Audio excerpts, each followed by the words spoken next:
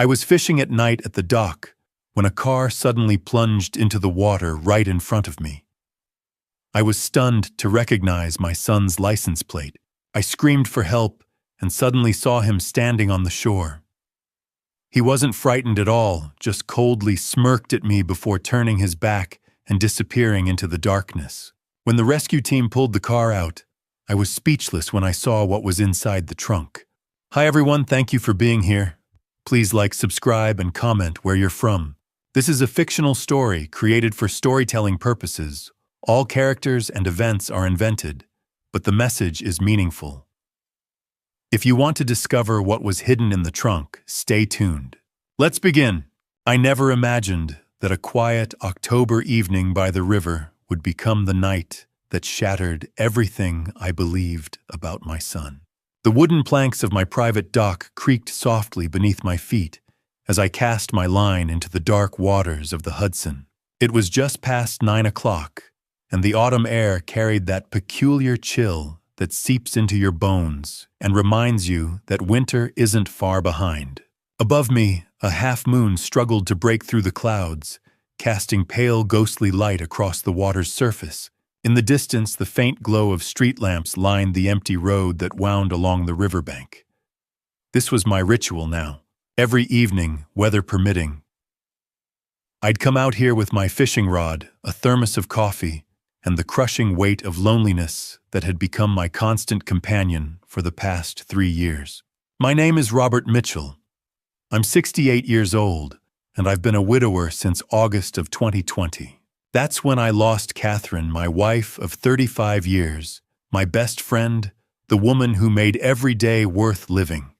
The doctors said it was a car accident. Rain-slicked roads, poor visibility, her vehicle sliding into a utility pole on her way home from the grocery store. Gone in an instant. No warning, no goodbye. I still remember the police officer standing on my porch hat, in hand the words coming out of his mouth, but not quite reaching my brain. I'm so sorry, Mr. Mitchell.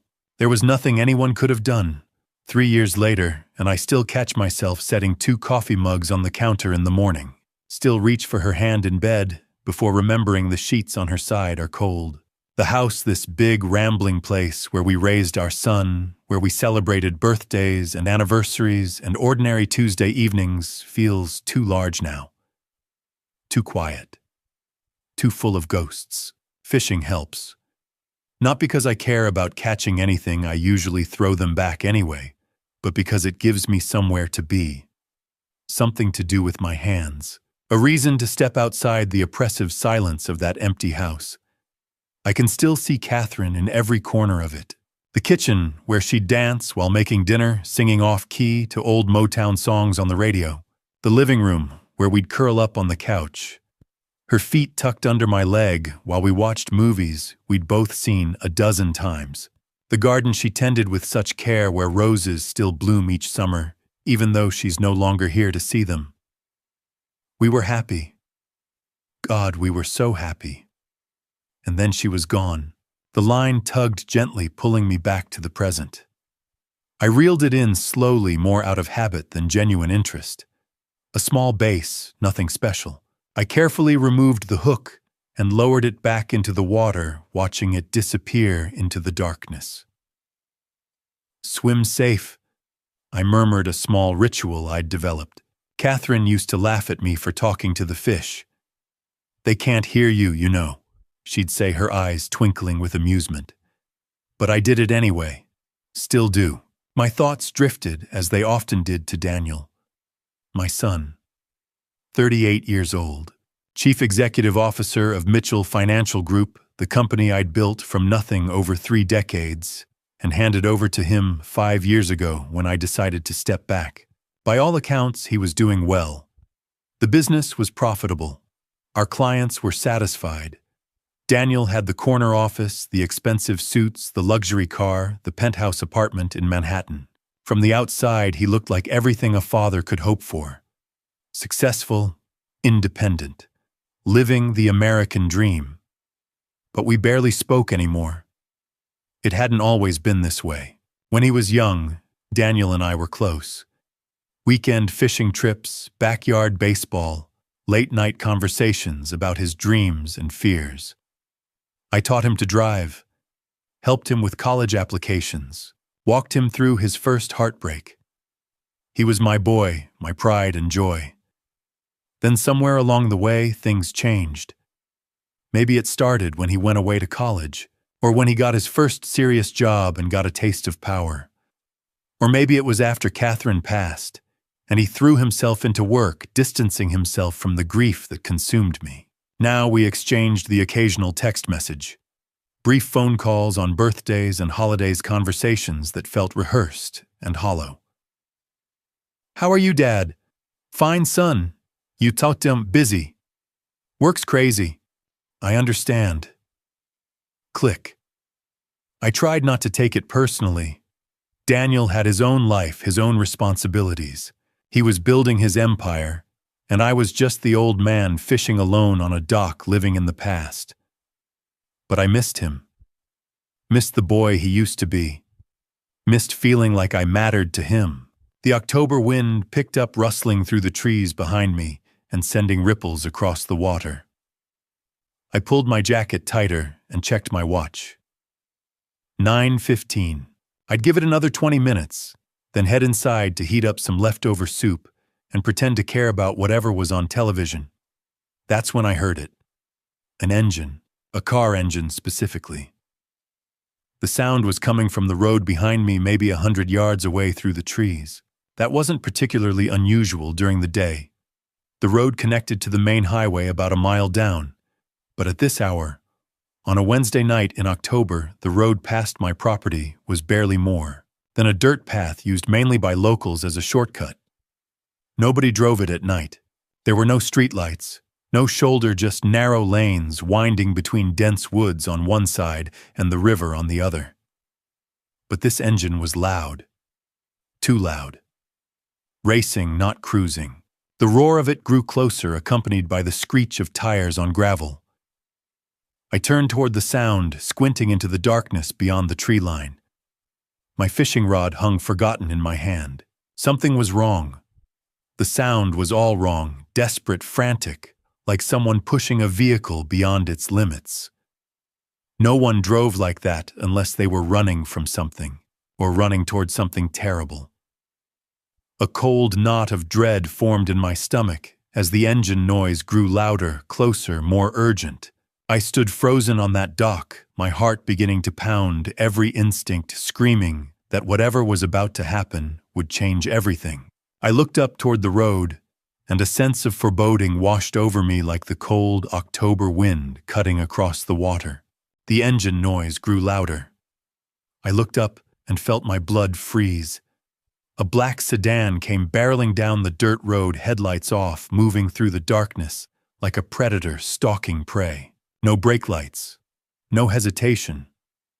Just raw speed and the grinding roar of an engine pushed to its limit.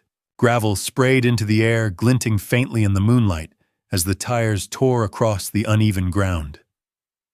I dropped my fishing rod. It clattered onto the dock, but I barely heard it. My eyes were locked on the car as it hurtled toward the riverbank. It was a black Mercedes S-Class. Even in the dark, I recognized the sleek lines, the polished body, the chrome trim that caught the faint glow of the distant streetlights. And then I saw the license plate. 7XPJ-492. My breath caught in my throat. That was Daniel's car. No. The word came out as a whisper swallowed by the wind. The Mercedes smashed through the low wooden guardrail splinters, exploding into the night. For one surreal moment, the car hung in mid-air, doors already swinging open, and then gravity took over. It plunged nose first into the Hudson River with a deafening crash. Water erupted skyward, a massive plume that glittered silver in the moonlight before crashing back down. But the engine was still running. I could hear it, a muffled, guttural roar beneath the surface, the sound of machinery fighting against water and gravity. And the doors. Both front doors were wide open, flapping in the current like broken wings. But there was no one inside. "What?" My voice cracked. An accident. But where? My mind raced, trying to make sense of what I'd just seen. The car had been moving fast, deliberate, like someone had aimed it at the water. But if it was an accident, why were the doors already open? Why were the headlights off? And where the hell was Daniel? I didn't think. I ran. My legs carried me down the dock, toward the small aluminum fishing boat I kept tied at the end. My hands shook as I fumbled with the rope, my breath coming in short, ragged bursts. Behind me, the Mercedes was sinking, the engine sputtering as water poured into the cabin. I finally got the rope free and threw myself into the boat, nearly tipping it over. The oars rattled in their locks as I grabbed them and started rowing, pulling hard against the sluggish current. My heart hammered in my chest, each beat echoing in my ears like a drum. The car was maybe 100 yards out, its red taillights still glowing beneath the surface, casting an eerie glow through the dark water. Bubbles streamed upward in violent bursts, and the open doors swayed gently, almost peacefully, as the car tilted further and began its slow descent into the depths. I rowed harder, my arms burning my lungs, screaming for air.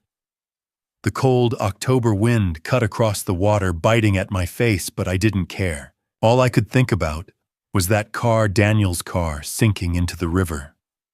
And then I saw him. A figure stood on the shore about 50 feet from where the guardrail had been smashed apart. Tall, broad-shouldered, wearing a dark jacket.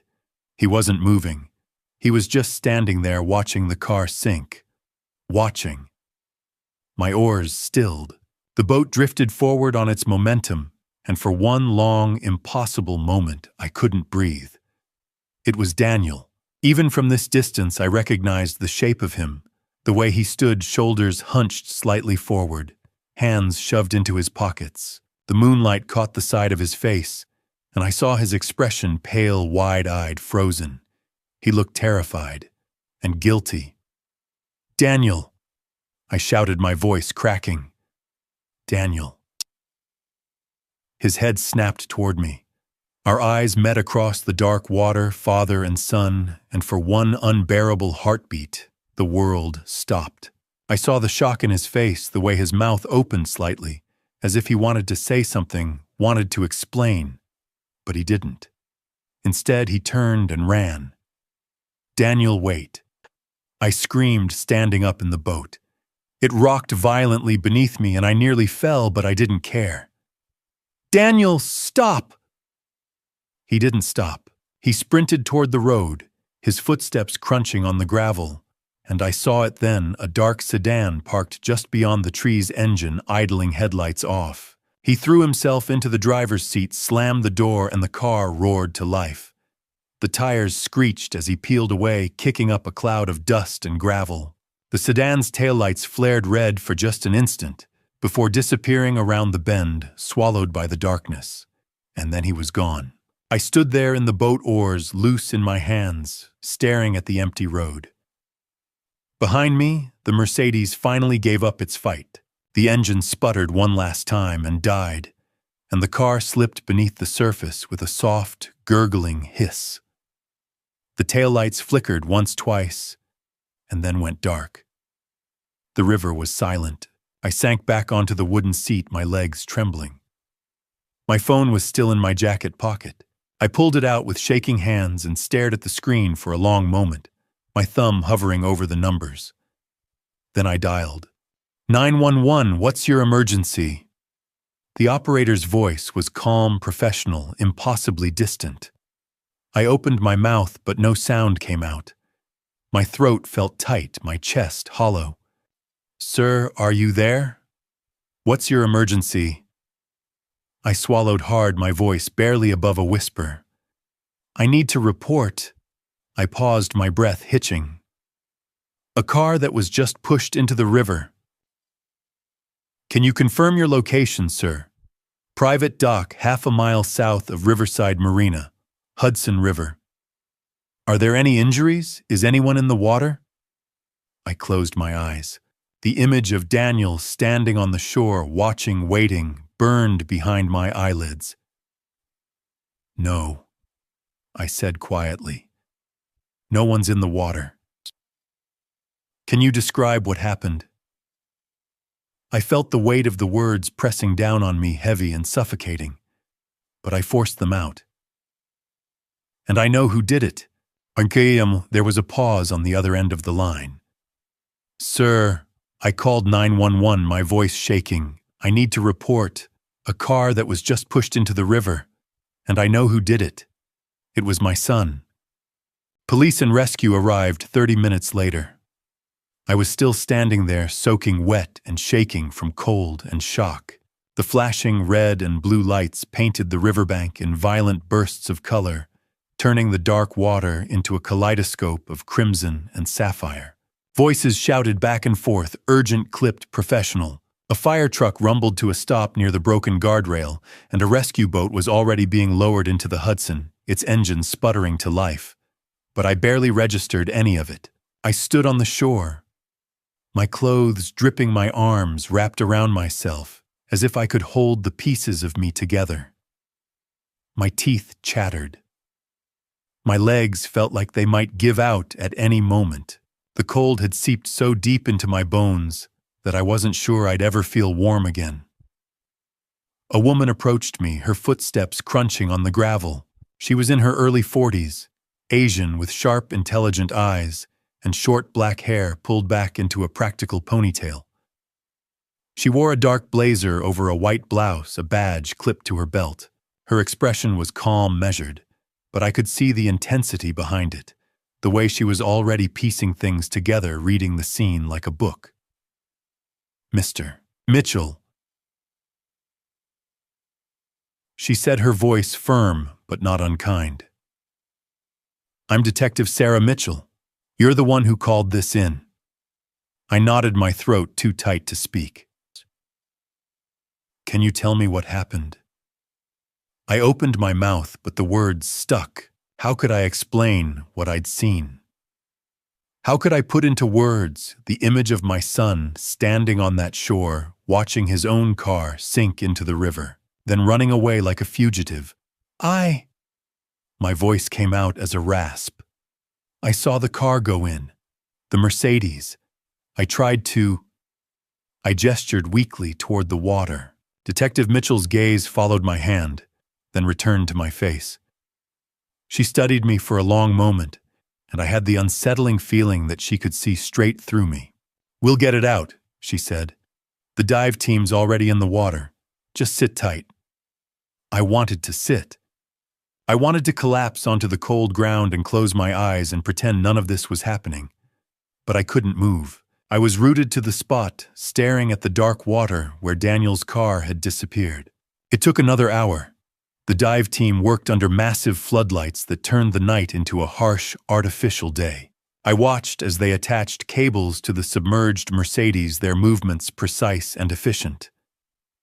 A heavy-duty tow truck groaned to life, its winch whining as it began to pull. Slowly, agonizingly, the car emerged. Water poured from the open doors and shattered windows, cascading back into the river in thick sheets. The black paint gleamed under the floodlights, slick and distorted. The front end was crumpled from the impact, the hood buckled, the chrome grille twisted into a grotesque smile. But it was still Daniel's car. I'd know it anywhere. The tow truck dragged it onto the shore with a metallic screech, and the rescue team swarmed around it, checking the interior, the trunk, every inch of the wreckage. I stood a few feet away, my hands shoved deep into my pockets, my breath coming in shallow bursts. And then I heard it. Detective, we've got something. One of the officers was crouched near the open trunk, shining a flashlight into the interior. Detective Mitchell hurried over, and I followed, my legs moving on autopilot. There, nestled among the wet carpet and scattered debris, was a small black safe. It was about the size of a briefcase made of heavy steel with a combination lock on the front. Water dripped from its edges, pooling on the ground beneath it. The officer tried the handle, but it didn't budge. "Lock tight," he said. Detective Mitchell glanced at me. Her expression was unreadable, but there was a question in her eyes. "Mr. Mitchell," she said slowly. Do you know who this car belongs to?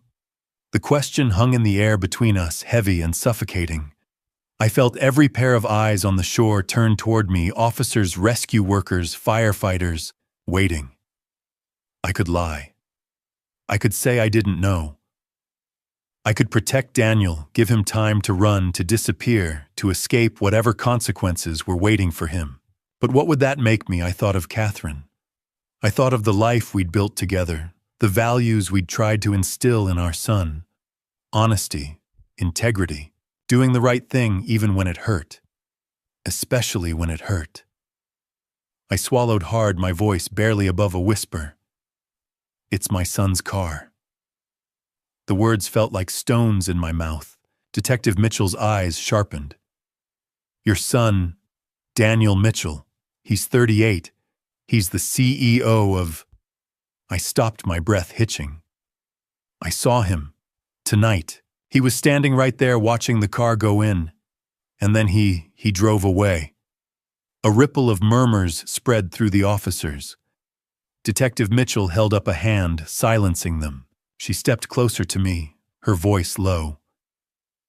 Mr. Mitchell, are you telling me your son deliberately put this car in the river? I couldn't meet her eyes. I stared at the ground, at the mud and gravel beneath my feet, and nodded.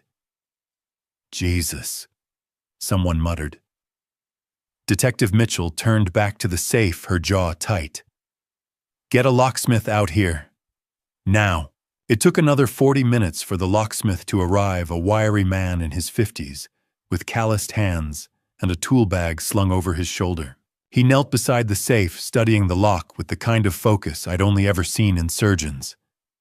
The officers stood in a loose circle around him, watching in tense silence. I stood at the edge of the circle. My arms crossed my heart, pounding so hard I thought it might burst. I didn't know what was in that safe. I didn't know what Daniel had been hiding, what he'd been so desperate to destroy that he'd sunk his own car into the Hudson River. But I needed to know. The locksmith worked for what felt like an eternity, his tools clicking and scraping against the metal. And then with a soft click, the lock gave way. He stepped back, nodding to Detective Mitchell. She pulled on a pair of latex gloves and crouched beside the safe. Her fingers gripped the handle, and she slowly lifted the lid. A flashlight beam cut into the interior, illuminating whatever lay inside. I couldn't see from where I stood, but I saw Detective Mitchell's face. The color drained from her cheeks. Her eyes widened. Her mouth pressed into a thin, hard line. She looked up at me, and for the first time since she'd arrived, I saw something in her expression that made my blood run cold. Fear. Mr. Mitchell, she said, her voice tight and controlled. You need to sit down right now.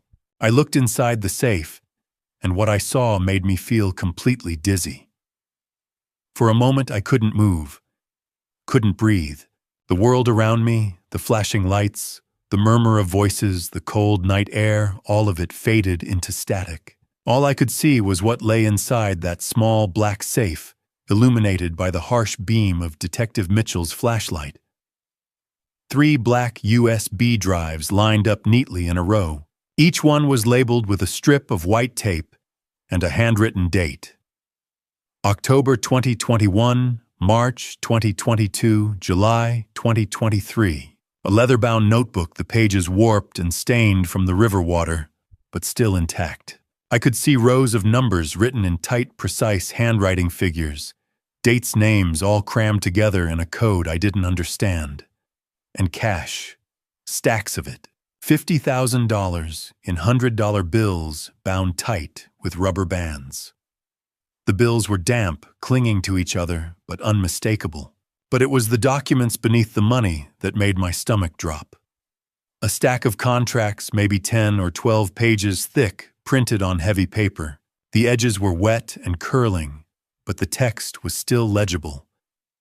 And at the bottom of each page in bold black ink was a signature. Robert Mitchell. My name. My signature. Except it wasn't. I stared at the contracts, my hands trembling. I leaned closer, ignoring Detective Mitchell's sharp glance, and traced the signature with my eyes. The loops of the R, the slant of the M, the flourish at the end of Mitchell. It was all there. It looked like my signature. It almost was my signature.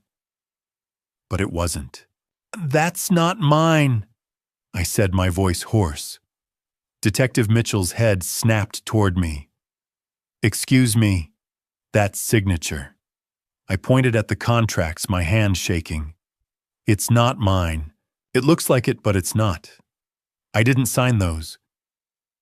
She studied me for a long moment, her expression unreadable. Then she pulled one of the contracts from the safe, holding it up to the light.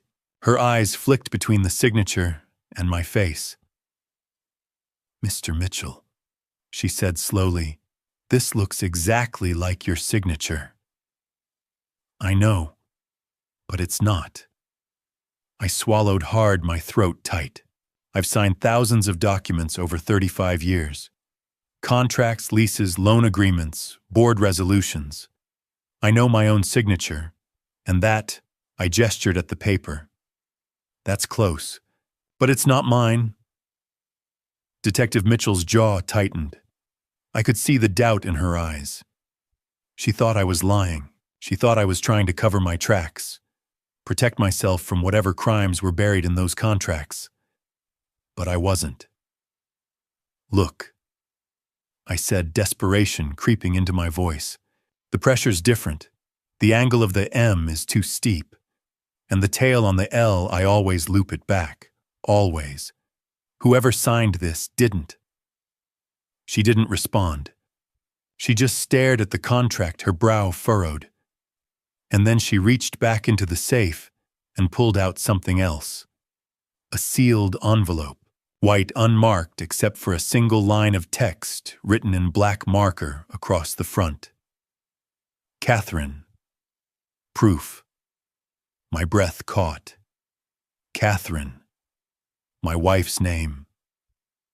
My hands went numb. I felt the ground tilt beneath me, and I had to grab the side of the tow truck to steady myself. "What?" My voice cracked. "What is that?" Detective Mitchell didn't answer. She turned the envelope over in her hands, studying it, then glanced at me. Her expression had shifted, no longer skeptical, but cautious. Wary. "We need to take all of this in," she said, "including you, Mr. Mitchell. I need you to come to the station and give a formal statement." I barely heard her. My eyes were locked on that envelope, on Catherine's name written in Daniel's handwriting. I'd know his handwriting anywhere. The sharp angles, the hurried slant, the way he always pressed too hard with the pen. What did Daniel have in that envelope? What proof was he talking about? And why Catherine's name? The police station was a 20-minute drive from the river, but it felt like hours. I sat in the back of Detective Mitchell's sedan, staring out the window at the dark streets sliding past. My clothes were still damp, clinging to my skin. I couldn't stop shaking. The safe and its contents had been bagged and loaded into an evidence van. Detective Mitchell had made a call on the way to the station, short-clipped, using phrases like financial fraud, falsified documents, and federal jurisdiction. By the time we arrived, the FBI was already there. Agent Marcus Cole was waiting in the lobby. He was in his mid-40s, tall and broad-shouldered, with close-cropped graying hair and sharp, calculating eyes. He wore a dark suit and a burgundy tie, and he moved with the kind of precision that came from years of fieldwork. When he shook my hand, his grip was firm, controlled. "Mr. Mitchell," he said, his voice deep and even. "I'm Special Agent Marcus Cole with the FBI's Financial Crimes Unit. I understand this has been a difficult night for you." I nodded, not trusting myself to speak. He gestured toward a hallway. "Let's talk." They put me in an interview room, small, windowless, with a metal table and 2 chairs bolted to the floor. A camera blinked silently in the corner. Detective Mitchell sat across from me, a notepad open in front of her. Agent Cole stood by the door, arms crossed, watching me with those sharp eyes. They asked me questions. Lots of questions. When had I last seen Daniel? What kind of relationship did we have? Did I know anything about his business dealings? Had I ever signed financial documents without reading them? Did I know anyone named Eddie Torres?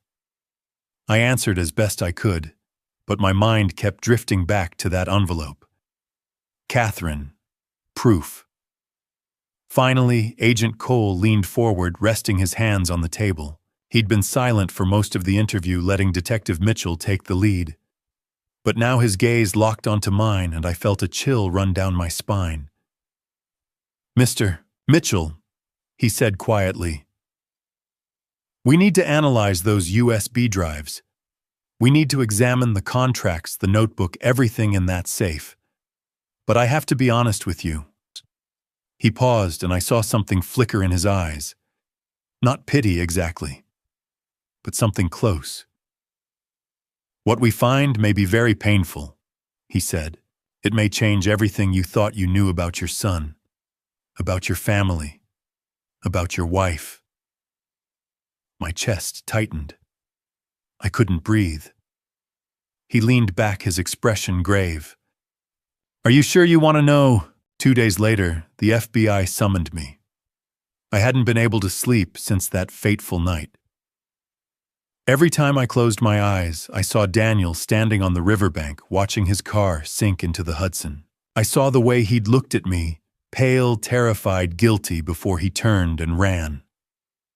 I heard the splash of the Mercedes hitting the water, the muffled roar of the engine fighting against the river, and I saw that envelope, Catherine's name written in Daniel's handwriting, taunting me with secrets I didn't understand. I spent those 2 days in a fog. I didn't eat. I barely left the house. The phone rang constantly. Reporters, colleagues, people I hadn't spoken to in years, but I ignored them all. I sat in the living room, staring at the wall, waiting for answers that felt like they might destroy me. On Friday afternoon, at exactly 2 o'clock, I walked into the FBI's Manhattan field office. Agent Marcus Cole was waiting for me in a conference room on the 7th floor. The room was sterile and cold, with white walls, fluorescent lights, and a long table covered in folders, printouts, and evidence bags. Detective Mitchell was there too, standing by the window with her arms crossed, her expression unreadable.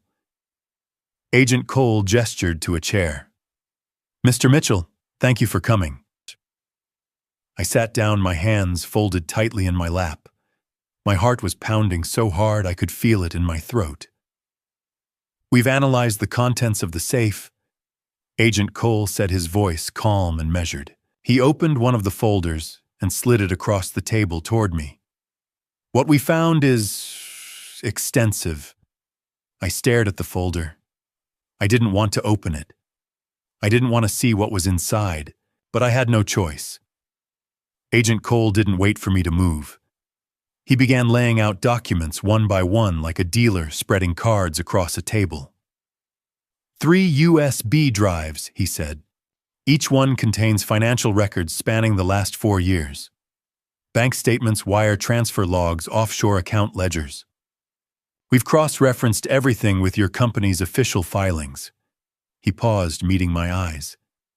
"Mr. Mitchell, someone has been systematically embezzling money from Mitchell Financial Group's client trust funds. Over the past 4 years, $47 million has been siphoned off and moved through a network of shell companies and offshore accounts."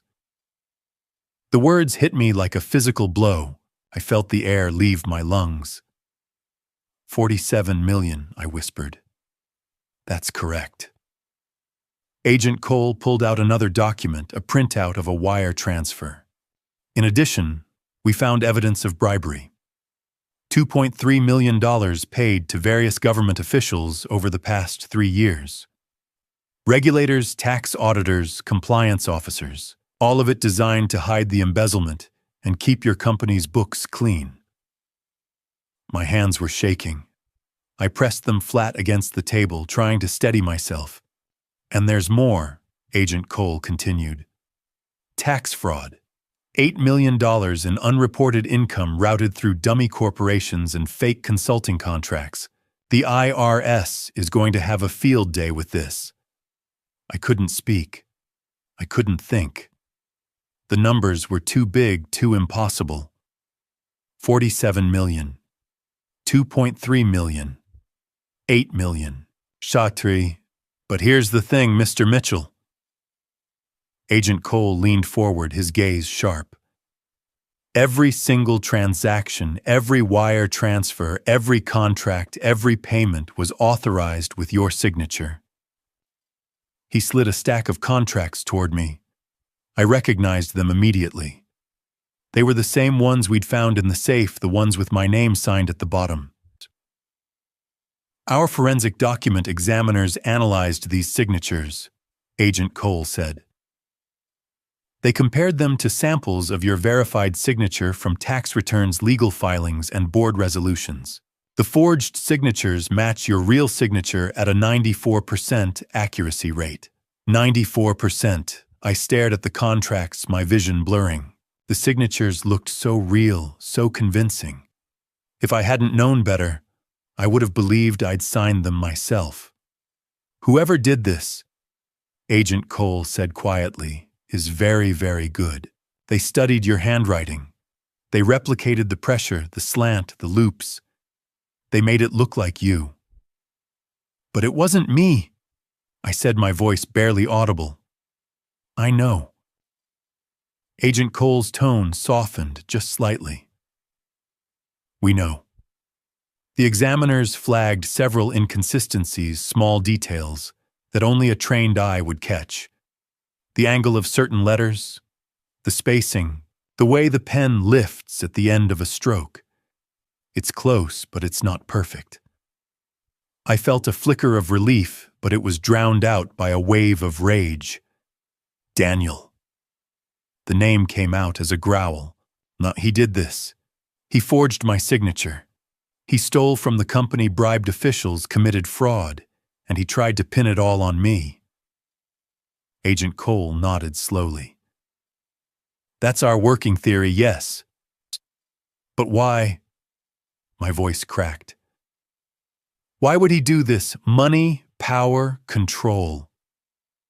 Agent Cole gestured at the documents spread across the table. According to our records, you own 65% of Mitchell Financial Group's shares. Daniel owns 20%. The rest is divided among minority investors. If you were convicted of these crimes, you'd lose everything. Your shares, your position, your reputation. And Daniel would take it all. I finished, my stomach twisting. Agent Cole didn't disagree. I sat there for a long moment, staring at the evidence, at the proof of my son's betrayal. The boy I'd raised, the man I'd trusted, the only family I had left. He'd tried to destroy me. I'm going to fight this, I said, my voice hardening.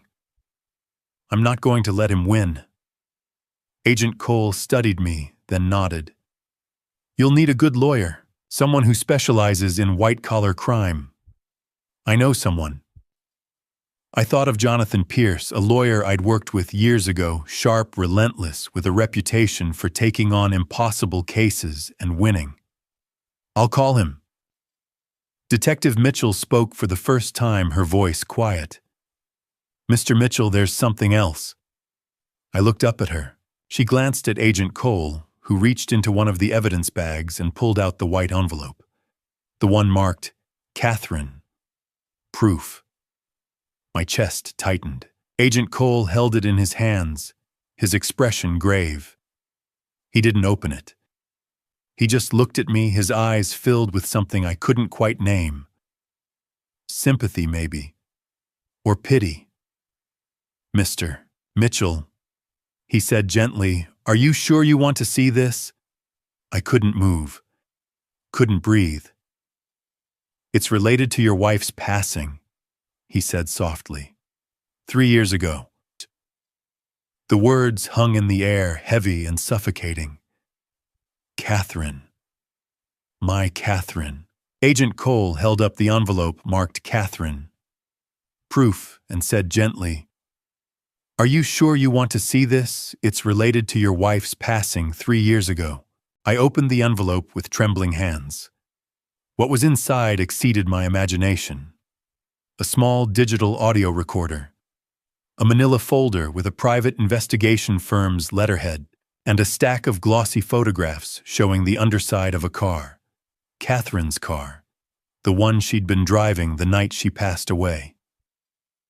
Agent Cole picked up the recorder. "Mr. Mitchell, I need you to listen to something." He pressed play. For a few seconds there was only static. Then I heard her voice. "Catherine." "Daniel, I know what you've been doing." Her voice was tight controlled, but I could hear the anger beneath it, the fear. "Mom, I don't know what you're talking about." "That was Daniel." "Don't lie to me, I hired someone, a forensic accountant. He found everything. $5 million, Daniel. You stole $5 million from the company." Silence. Then Daniel's voice colder now. "You hired someone to investigate me. I had to. Your father trusted you. He gave you control of the day-to-day operations, and you—" Her voice cracked. "How could you do this to him, to us?" "I didn't steal anything. I borrowed it. I was going to pay it back." "Borrowed, Daniel, you funneled it through shell companies. You falsified records. That's not borrowing. That's embezzlement." Another silence.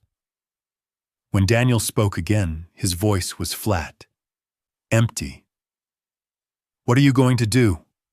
"I'm going to the police tomorrow morning, and then I'm telling your father everything." "Mom." His tone shifted quieter, almost pleading. But there was something underneath it. Something dark. "You shouldn't do that." "I have to. You've committed a crime, Daniel. I can't protect you from this." "Mom, this conversation is over." The recording ended with a soft click. I stared at the recorder, my hands shaking. That conversation had taken place 1 week before Catherine's accident. 1 week before she passed away. Agent Cole opened the manila folder and slid the report toward me. It was a private investigator's report, dated 2 days before Catherine's passing. She'd hired Gerald Moss, a former NYPD detective, to look into Daniel's finances. The report was meticulous.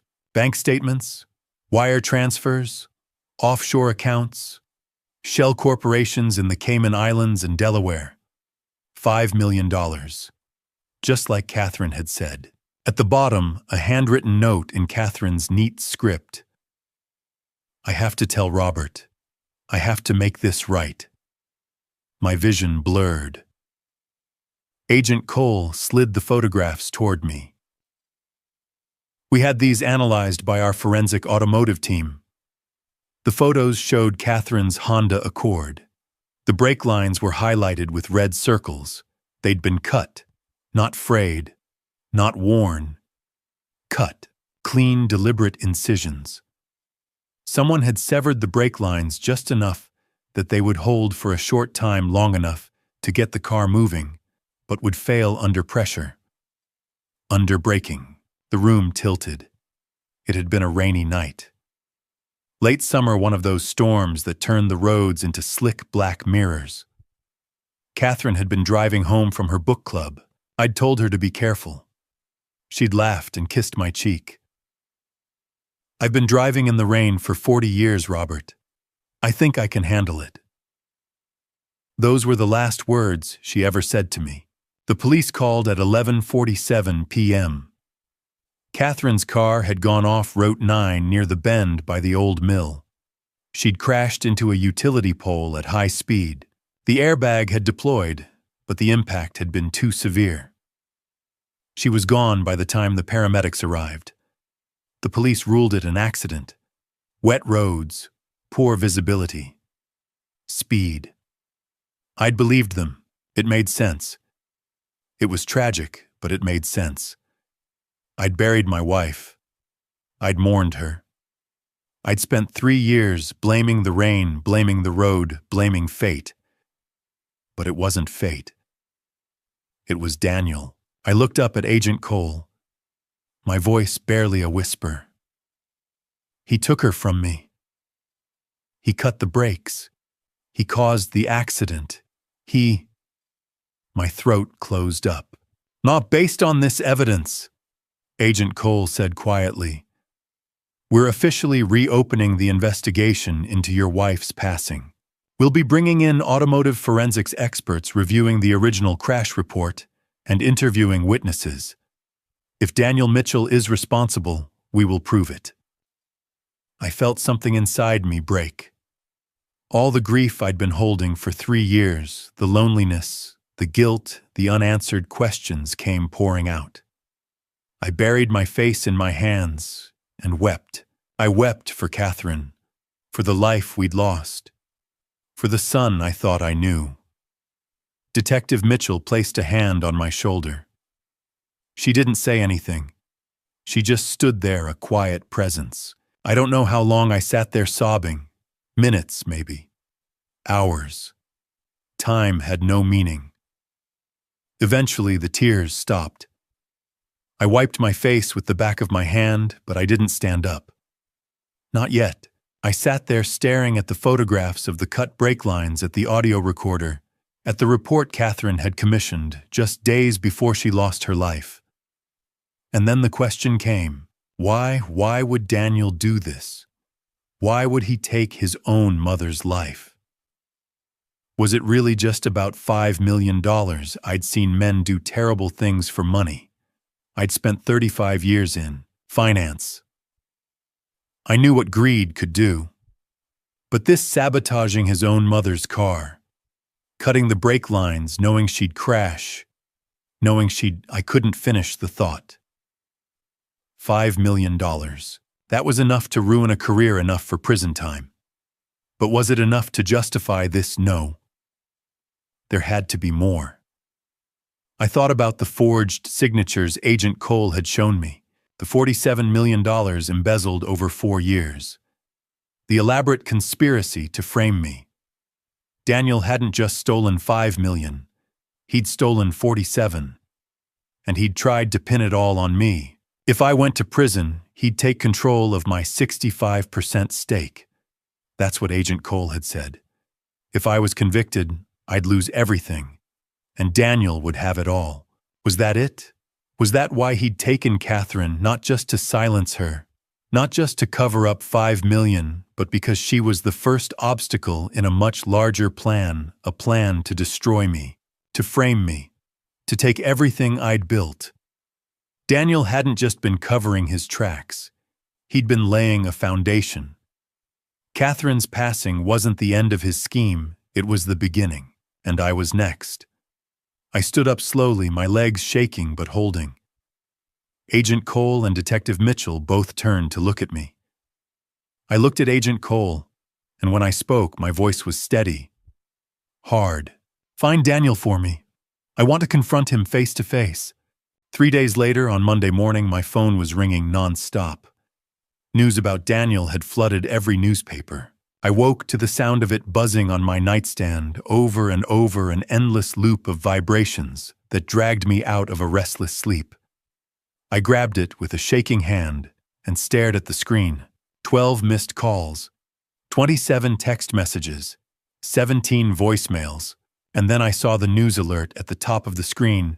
CEO Daniel Mitchell turns himself and accuses father of massive embezzlement scheme. My chest tightened. I sat up in bed, my heart pounding, and unlocked the phone. The alert opened to a news article, and the first line hit me like a punch to the gut. In a stunning development, Daniel Mitchell, 38, CEO of Mitchell Financial Group, voluntarily surrendered to authorities this morning and announced he would be holding a press conference at 2 p.m. Sources say Mitchell plans to expose his father company founder Robert Mitchell, 68, as the mastermind behind a multi-million-dollar fraud scheme. I couldn't breathe. I scrolled down. More articles. Dozens of them. Every major news outlet had picked up the story. Social media was exploding with speculation. Comment sections were filled with outrage, disbelief, and condemnation, and all of it was aimed at me. By noon, I was sitting in my living room staring at the television screen. Every channel was covering the story. My phone had been ringing so much I'd finally turned it off. Reporters were camped outside my house. I could see them through the window vans with satellite dishes, cameras on tripods, journalists shouting questions I couldn't hear through the glass. At exactly 2:00 p.m., the press conference began. The screen showed a podium set up outside the Manhattan precinct, where Daniel had turned himself in. Behind the podium stood Daniel, flanked by a man in an expensive suit. His lawyer, according to the caption, Richard Lawson, defense attorney. Daniel looked calm, composed. He wore a navy suit and a somber expression, his hands folded in front of him. He looked like a man carrying the weight of a terrible burden. He looked like a victim. Richard Lawson stepped up to the microphone first. "Good afternoon. My client Daniel Mitchell has voluntarily cooperated with law enforcement and is here today to make a statement. Mr. Mitchell has struggled with this decision for a long time, but he believes it is his moral duty to come forward and tell the truth, no matter how painful that truth may be." Lawson stepped aside and Daniel took his place at the microphone. "Thank you all for being here," Daniel said, his voice steady but tinged with emotion. "This is the hardest thing I've ever had to do, but I can't stay silent anymore." He paused, lowering his eyes as if gathering his courage. When he looked up again, his expression was pained. "For the past several years, my father, Robert Mitchell, has been systematically embezzling money from Mitchell Financial Group.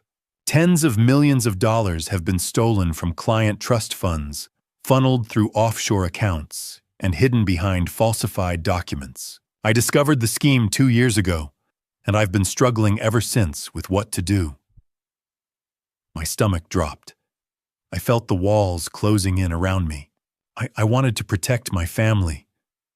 Daniel continued, his voice cracking slightly. "My father built this company. He built our name. I didn't want to believe he was capable of something like this, so I gathered evidence. I documented everything. I put it in a safe, hoping, praying that I was wrong, that there was some explanation." He shook his head, his jaw tightening. But there wasn't. And when my father realized, I knew he tried to frame me. He forged documents to make it look like I was the one stealing. He abandoned his car in the Hudson River to destroy evidence. And when that didn't work, he tried to turn law enforcement against me. He looked directly into the camera, his eyes filled with what looked like genuine anguish. "I love my father, but I can't protect him anymore. Not when innocent people have lost their savings, not when families have been destroyed. I have to do what's right, even if it costs me everything." The press erupted into questions, but Daniel stepped back from the podium, and Richard Lawson took over fielding inquiries with practiced ease. I sat there frozen, staring at the screen. He'd done it. Daniel had flipped the entire narrative. He'd painted himself as the hero, the brave son who'd risked everything to expose his corrupt father. And the world was buying it. Within an hour, the stock price of Mitchell Financial Group had plummeted 40%. Trading was halted twice due to volatility. Clients were calling in droves, demanding answers, threatening lawsuits. Employees were panicking. The board of directors convened an emergency meeting. By 5 p.m., I received an email from the board's chairman, Mr. Mitchell. "In light of recent developments, the board has voted to suspend your authority as chairman and largest shareholder, pending a full investigation. You are not to enter company premises or access company accounts until further notice. Legal counsel will be in touch." I stared at the email, my hands trembling. Everything I'd built over 35 years gone. My reputation, my company, my legacy destroyed in a single afternoon by my own son. My phone, which I'd turned back on to check the email, buzzed with another incoming call. I almost ignored it. I couldn't take another reporter, another lawyer, another person demanding answers I didn't have. But then I saw the name on the screen. Thomas Parker. Thomas had been my right-hand man for over a decade before I'd asked him to step down and mentor Daniel. He was the COO, the person I'd trusted to help my son transition into leadership. If anyone knew Daniel's operations inside and out, it was Thomas. I answered, "Mr. Mitchell." His voice was low, urgent. "I've been trying to reach you all day. I saw the press conference." Thomas. My voice broke. I know," he said quickly. "I know you didn't do this, and I can prove it." I froze. "What?" "I need to see you tonight. In person. I have evidence about Daniel, real evidence. But we can't talk about this over the phone." My heart was pounding. "What kind of evidence?" "The kind that will prove Daniel's been lying about everything." I closed my eyes, exhaling slowly. In the middle of the chaos, a familiar voice called, "Mr. Mitchell, this is Thomas Parker. I need to see you tonight. I have evidence about Daniel." Thomas Parker arrived at my house at 10 o'clock at night. I didn't know if I could trust anyone anymore. I stood at the door, staring at him through the peephole before I opened it. The reporters had finally left an hour ago, their vans pulling away into the darkness, but I could still feel their presence like a weight on my chest. Every shadow felt like a threat. Every sound felt like an ambush. Thomas stood on my porch, his hands shoved into the pockets of his coat, his breath misting in the cold October air. He looked older than I remembered, lines etched deep around his eyes. His shoulders hunched slightly forward, as if carrying an invisible burden. I unlocked the door. "Mr. Mitchell," he said quietly. I stepped aside, and he walked in. We sat in the living room, the same room where I'd watched Daniel's press conference just hours earlier. The television was off now, the screen dark and silent, but I could still see his face in my mind, calm, composed, playing the role of the grieving son who'd been forced to expose his corrupt father. Thomas sat across from me, a worn leather briefcase resting on his lap. He didn't speak right away. He just looked at me, his expression unreadable. "I don't know who to trust anymore, Thomas," I said finally, my voice hoarse. "The board's turned on me. The media's turned on me. Even the FBI is starting to question whether I'm telling the truth. And my own son." I stopped, unable to finish the sentence. Thomas nodded slowly. "I know. I saw the press conference." "Then you know what he's accusing me of." "I do." Thomas leaned forward, his hands folded on top of the briefcase. "And I know it's a lie." I looked up at him, something fragile and desperate stirring in my chest. "How?" "Because I've been watching him, Mr. Mitchell, for a long time." I frowned. "What do you mean?" Thomas exhaled slowly, as if he'd been holding his breath for years. "You asked me to step down as COO 3 years ago. You wanted me to mentor Daniel to help him transition into leadership, and I did. I worked under him. I reported to him. I watched him make decisions, manage accounts, interact with clients." He paused, his jaw tightening. "And I saw things that didn't add up." My pulse quickened. "What kind of things?" Thomas opened the briefcase and pulled out a thick folder. He set it on the coffee table between us, the pages fanning out slightly. "Transaction records," he said. "Ones Daniel tried to delete from the company servers. I managed to recover them before they were permanently erased." I stared at the folder. "What do they show?" "Wire transfers.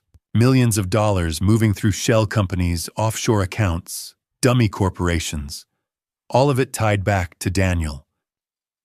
Thomas flipped the folder open, revealing rows of printed bank statements, each one highlighted in yellow. He was careful. He covered his tracks, but he wasn't perfect. I leaned forward, scanning the documents. The numbers were staggering. Transfers of 200,000, 500,000, a million at a time, all routed through names I didn't recognize, companies I'd never heard of. Thomas pulled out another stack of papers. And then there are these. Email printouts. Dozens of them. I saw Daniel's name at the top of each message, along with another name I didn't recognize, Eddie Torres. "Who's Eddie Torres?" I asked. Thomas's expression darkened. "A mechanic. Runs a small auto shop in Queens. Daniel hired him 3 years ago." My blood ran cold. 3 years ago, that's when your wife passed away. Thomas finished quietly. "Yes." I felt the room tilt. "What are you saying?" Thomas pointed to one of the emails dated a week before Catherine's accident. The subject line read, "Final payment, delivery confirmed." "I had a friend in the NYPD run a background check on Torres," Thomas said. "He's got a history. Fraud, forgery, tampering with evidence. He's the kind of guy you hire when you need something done off the books." I couldn't breathe. "Daniel hired him to cut the brake lines on your wife's car." Thomas said, his voice hard. "Yes." I stared at the email, my hands shaking. The words blurred in front of me. Thomas pulled out another set of documents, glossy printouts of credit card statements and receipts. And this is where the money went. I looked down at the receipts. Luxury hotels, 5-star resorts in Las Vegas, Macau, Monaco. Casino charges $50,000, $100,000, $200,000 at a time. Restaurant bills for thousands of dollars. Shopping sprees at designer stores. And then there were the other charges. Discrete payments to escort services. Cash withdrawals in cities across the world. "He wasn't investing the money, Mr. Mitchell," Thomas said quietly. "He was burning through it, gambling, women, living a life most people can only dream of, all funded by the money he stole from your clients." I felt sick. "How much?" "In the last 4 years, close to 10 million on personal expenses alone. The rest went into offshore accounts, probably as a safety net. 10 million. On casinos and hotels and women, while families lost their savings, while retirees watched their nest eggs disappear, while Catherine discovered what he was doing and paid for it with her life." I looked up at Thomas, my voice barely a whisper. "Why didn't you come forward sooner?" Thomas's expression tightened with something that looked like guilt. "I didn't have enough proof. Daniel was careful. He kept most of his tracks hidden. I only started recovering these documents in the last few months, and even then I wasn't sure what to do with them. Daniel's your son." I didn't want to believe it either. He leaned back, exhaling slowly. But after today, after watching him stand up in front of the world and accuse you of the crimes he committed, I knew I couldn't stay silent anymore. I felt something inside me shift. For the first time in days, I felt a flicker of hope. "Will you testify?" I asked. "In court." Thomas didn't hesitate. He stood up and looked me in the eye. "I'm willing to testify against Daniel in court. But first we need to prove those signatures are forged." The following days, Thomas and I worked relentlessly with the FBI to build the case. My lawyer, Jonathan Pierce, set up a war room in his Manhattan office. The walls were covered with timelines, financial charts, and evidence photos. FBI agent Marcus Cole and Detective Sarah Mitchell joined us daily, reviewing every document, every transaction, every lie Daniel had constructed. The first breakthrough came from Dr. Helen Cooper, the forensic document examiner Jonathan hired. She was a small woman in her 60s with sharp eyes and decades of experience. She spent 3 days analyzing the forged signatures on the embezzlement documents. "Mr. Mitchell," she said, looking up from her microscope, "these signatures were created digitally. Someone scanned your real signature, edited it in Photoshop, and printed it onto the documents. Look here, you can see the pixelation under magnification. A real pen signature has pressure variation and ink flow. This has neither." Agent Cole nodded grimly. "That testimony will hold up in court." The second breakthrough came when the FBI located Eddie Torres, the mechanic Daniel had hired. Torres was a 52-year-old man with a criminal record for fraud and unlicensed auto repair. When Agent Cole and 2 other agents showed up at his garage in Newark, Torres broke down within 20 minutes. The confession was recorded on video. Torres admitted that 3 years ago in August 2020, Daniel had paid him $15,000 in cash to cut the brake lines on a Honda Accord. Torres didn't ask questions. He just did the job and took the money. A week later, he saw the news about Catherine Mitchell's fatal accident on Route 9 and realized what he'd been part of. "I've been living with that guilt ever since," Torres said on the tape, his voice shaking. "I didn't know it was his mother. I swear I didn't know." Agent Cole played the video for me in the war room. I sat frozen, staring at the screen as Torres described in detail how he'd tampered with my wife's car. Jonathan placed a hand on my shoulder. "We have him, Robert. This is enough to reopen Catherine's case."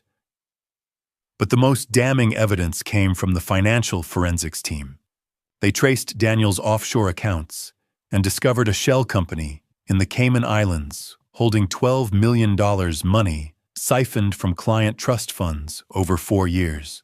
The account was opened under a false name, but the IP address used to access it traced back to Daniel's laptop. Detective Mitchell looked up from her notes. "Mr. Mitchell, we've also confirmed the ownership details of the Mercedes S-Class that was pushed into the river. The car is registered under Daniel's name, but you're listed as the co-owner and co-signer. You guaranteed the loan when Daniel purchased it in 2020. Agent Cole nodded. "That's actually helpful for us. As co-owner, we were able to access the vehicle's maintenance records, GPS data, and insurance files without needing a separate court order. The GPS log shows the car was driven from Daniel's apartment in Manhattan to your dock that night, and Daniel's phone was in the car the entire time." I closed my eyes. So Daniel had planned it carefully. He'd pushed the car into the river near my dock to make me the first witness, to tie me to the scene, to frame me. "Why did he push it near my house?" I asked quietly. Agent Cole's face was grim. "He wanted you to find it. He wanted you to call 911. He wanted you to be the first person connected to the car. So when the forged documents and the safe were discovered, the police would suspect you. It was part of the frame job, geography, timing, and optics, all designed to make you look guilty." The room went silent. Thomas spoke up. "So this whole thing, from the embezzlement to framing Robert to pushing the car into the river, was part of one long plan?" "Yes," Agent Cole said. "Daniel was setting up his father to take the fall, so he could seize control of Mitchell Financial Group. With Robert in prison, Daniel would inherit the 65% controlling stake and become the sole owner of a company worth hundreds of millions." I felt sick. Agent Cole leaned forward. "Mr. Mitchell, Daniel is smart. He's built a public image as the whistleblower son. The media loves him. If we go to trial, his lawyers will tear you apart on the stand. The best way to win this case is to get him to confess on tape in his own words." I looked up. "How?" "We set a trap. You meet him somewhere private, somewhere he feels safe. We wire the location with hidden cameras and microphones. You get him talking. You get him to admit what he did." "Where?" I asked. Agent Cole pulled out a map. Somewhere with emotional weight. Somewhere he'll let his guard down. I stared at the map for a long moment. Then I remembered the cabin in the woods, the one we used to visit every summer when Daniel was a boy, the place where he'd once said I was his hero. "I know where," I said quietly. Agent Cole looked at me. "Are you sure you can do this?" I met his gaze. "I know how. We'll meet him at Lake Placid, the only place where Daniel has any conscience left." Before heading to Lake Placid, I sank into old, happy memories. I sat in my living room, staring at a photograph I'd pulled from the mantel. It was faded now, the colors washed out by time. But I could still see every detail. Catherine, Daniel, and me standing on the dock at Lake Placid. Daniel was 8 years old. Holding up a small trout, he'd caught his face lit up with the kind of pure, unbridled joy that only a child can feel. Catherine had her arm around him, smiling that warm, radiant smile that I'd fallen in love with all those years ago. And I stood beside them, my hand on Daniel's shoulder, looking at my family like they were the only thing in the world that mattered. Because they were. It had been the summer of 1993. We'd spent 2 weeks at the cabin, a small rustic place nestled in the woods near the lake, miles away from the noise and chaos of the city. No phones, no faxes, no business deals, just the three of us. I closed my eyes and the memory washed over me. Daniel had been so small then. His voice still high and clear, his hands still soft. We'd gone fishing every morning, just the two of us sitting on the dock as the sun rose over the water.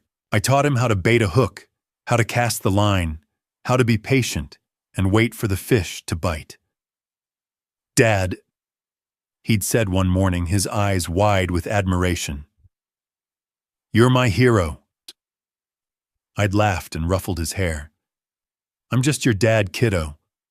"No." He'd insisted, his voice serious. "You're my hero. You know everything." I remembered how my chest had swelled with pride, how I'd looked at this little boy, my son, and thought I'll do everything I can to be worthy of that. One evening, we'd sat by the fireplace roasting marshmallows. The rain had been pouring outside, drumming against the roof, and Catherine had wrapped Daniel in a blanket and pulled him close. "You know what's important in life, Daniel?" She'd asked, her voice soft but firm. "What, Mom?" "Honor," she'd said. "Honor is more important than money, more important than success. It's about doing the right thing even when it's hard. Even when no one's watching." Daniel had nodded, his young face thoughtful. "I'll remember that, Mom. I promise." Catherine had kissed the top of his head. "I know you will, sweetheart." Later that night, after Daniel had fallen asleep, I'd sat with Catherine by the fire, her head resting on my shoulder. "He's a good kid," I'd said. "He is," Catherine had agreed. "And he's going to grow up to be a good man. I can feel it."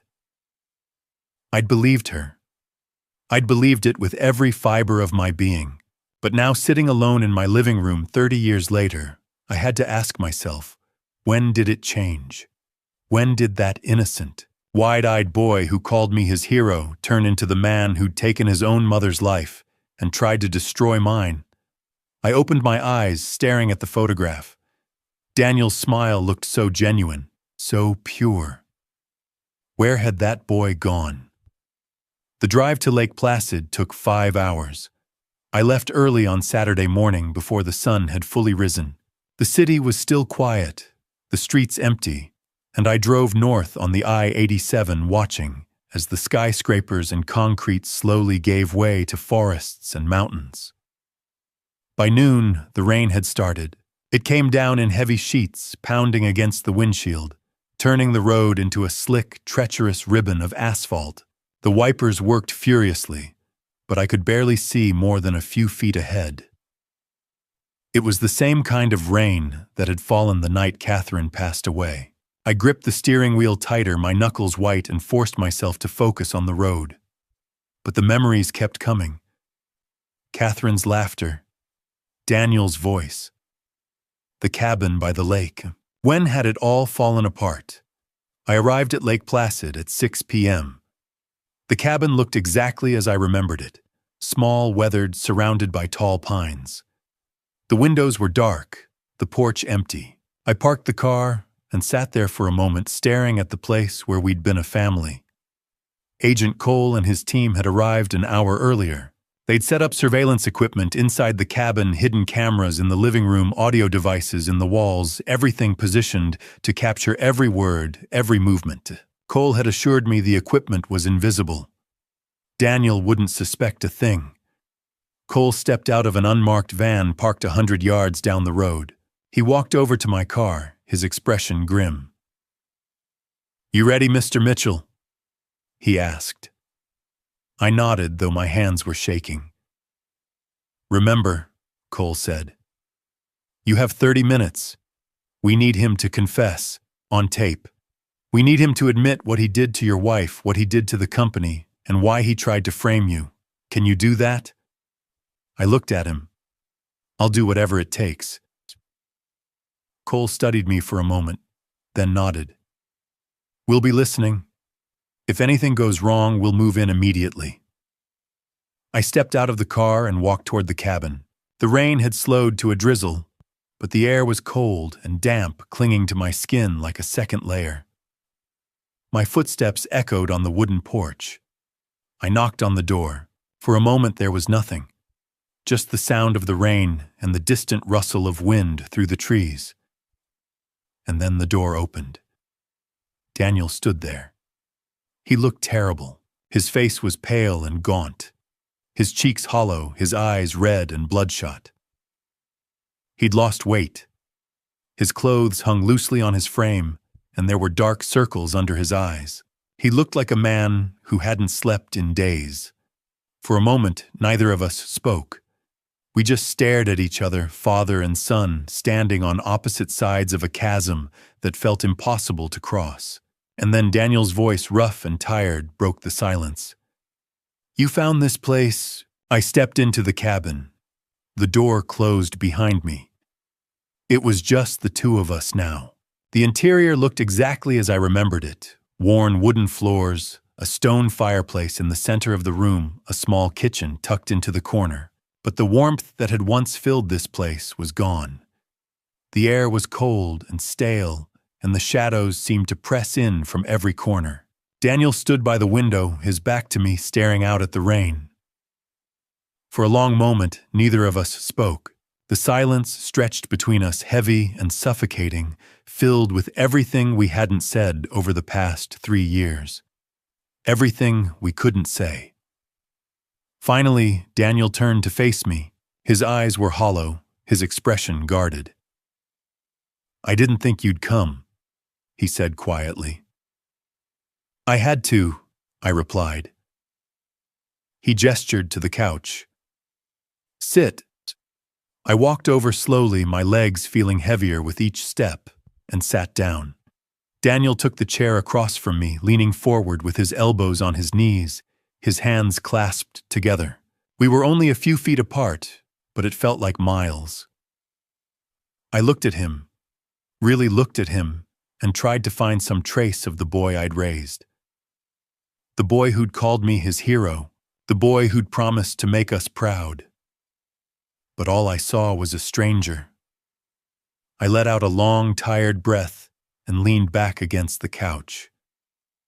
When I spoke, my voice was quiet, defeated. "I'm done, Daniel." He frowned. "What?" "I'm done fighting," I said. "The board's already suspended me. The media thinks I'm a criminal. My own lawyer says the case against me is almost impossible to win. Even if I prove the signatures are forged, even if I prove I didn't embezzle that money, the damage is done. My reputation is destroyed. The company I spent 35 years building is gone." I rubbed my face with both hands, letting the exhaustion show. "I can't do this anymore." Daniel was watching me carefully now, his eyes sharp, calculating. "What are you saying?" he asked. I looked at him, my expression empty. I'm saying you win. I'll transfer my shares to you, all 65%. You can have the company. You can have everything. I just want this to be over. For a moment, Daniel didn't react. He just stared at me as if trying to determine whether I was telling the truth. And then slowly, his expression changed. The tension in his shoulders eased. The corners of his mouth lifted into the faintest hint of a smile. He'd bought it. You're serious, he said. I'm serious. I nodded. I'll sign the papers tomorrow. You'll have full control. I'll disappear. I'll leave New York, change my name if I have to. You'll never hear from me again. Daniel leaned back in his chair, exhaling slowly. The triumph in his eyes was unmistakable. He looked like a man who'd just won a war he'd been fighting for years. I'm glad you're finally seeing reason, Dad, he said. I forced myself to nod. I just want to understand, Daniel, before I walk away, before I give you everything. His smile faltered slightly. Understand what? Why? I looked at him, my voice soft. Why did you do all of this? The embezzlement, the forgery, the lies. Was it really just about the money? Daniel's jaw tightened. You wouldn't understand. Try me. He stood up abruptly, pacing toward the fireplace. He stared into the empty hearth, his back to me again. Do you have any idea what it's like? He said, his voice hard. Being your son. Living in your shadow. Everyone always comparing me to you. Robert Mitchell built an empire from nothing. Robert Mitchell is a genius. Robert Mitchell never makes mistakes. He turned to face me, his eyes blazing. I was 28 years old when you made me CEO, 28, and everyone expected me to be you, to run the company the way you did, to make the same decisions, to be perfect. I never asked you to be perfect, I said quietly. You didn't have to. Daniel's voice rose. It was in every look, every conversation, every time you introduced me to a client or a board member. This is my son. He's going to take over someday. Do you know how much pressure that is? Do you know what it feels like to know that no matter what you do, you'll never be good enough? I didn't answer. I just watched him, letting him talk. So yes. Daniel continued, his voice bitter. I took the money. I spent it. I gambled it away in Macau and Monaco. I stayed in 5-star hotels and dated women who didn't care who my father was. For the first time in my life, I felt like I wasn't living in your shadow. I felt free. And when the money ran out, I asked. Daniel laughed, a sharp, humorless sound. I took more and more. And when I realized I couldn't cover my tracks anymore, I decided to make it your problem instead of mine. He sat down again, leaning forward. You built this company, Dad. You made it what it is, but it was killing me. So I decided to take it from you. All of it. And you know what? It felt good. I looked at him, my chest tight. And your mother. Daniel's expression flickered just for a moment. Something like guilt or regret flashed across his face. But then it was gone, replaced by cold defiance. She was going to ruin everything, he said flatly. She was going to tell you. She was going to go to the police. I couldn't let that happen. So you cut the brake lines on her car. Daniel didn't answer. He just stared at me, his jaw set. I felt something crack inside me, but I forced myself to stay calm, to keep my voice steady. I understand, I said quietly. I do. You felt trapped. You felt like you had no choice. Daniel blinked, surprised. I paused, looking deep into my son's eyes. I have one last question. Then I'll give you everything. Just answer me honestly, Daniel. If you're still with me at this point, please drop the word justice in the comments, so I know you're here. Before we continue to the climax, I want to remind you this story contains dramatized elements created for storytelling purposes. If this isn't for you, feel free to step away now. Also, wherever you're from, please take care and stay warm. Thank you for being part of this journey. I took a deep breath. Daniel, did you take your mother's life? The words hung in the air between us, heavy and suffocating. For a long moment, Daniel didn't move. He just stared at me, his expression unreadable, his eyes dark and distant. And then slowly, he smiled. It wasn't the warm smile I remembered from his childhood. It wasn't the nervous smile he used to give me when he was unsure of himself. It was cold, empty. The smile of a man who had nothing left to lose. Yes, he said simply. The single word hit me like a physical blow. My chest tightened, and I felt the air leave my lungs. I'd known somewhere deep down I'd known, but hearing him say it out loud was different. It made it real. Why? My voice came out as a whisper. Daniel leaned back in his chair, his arms crossed, his expression almost bored. Because Mom was too righteous. She was too good.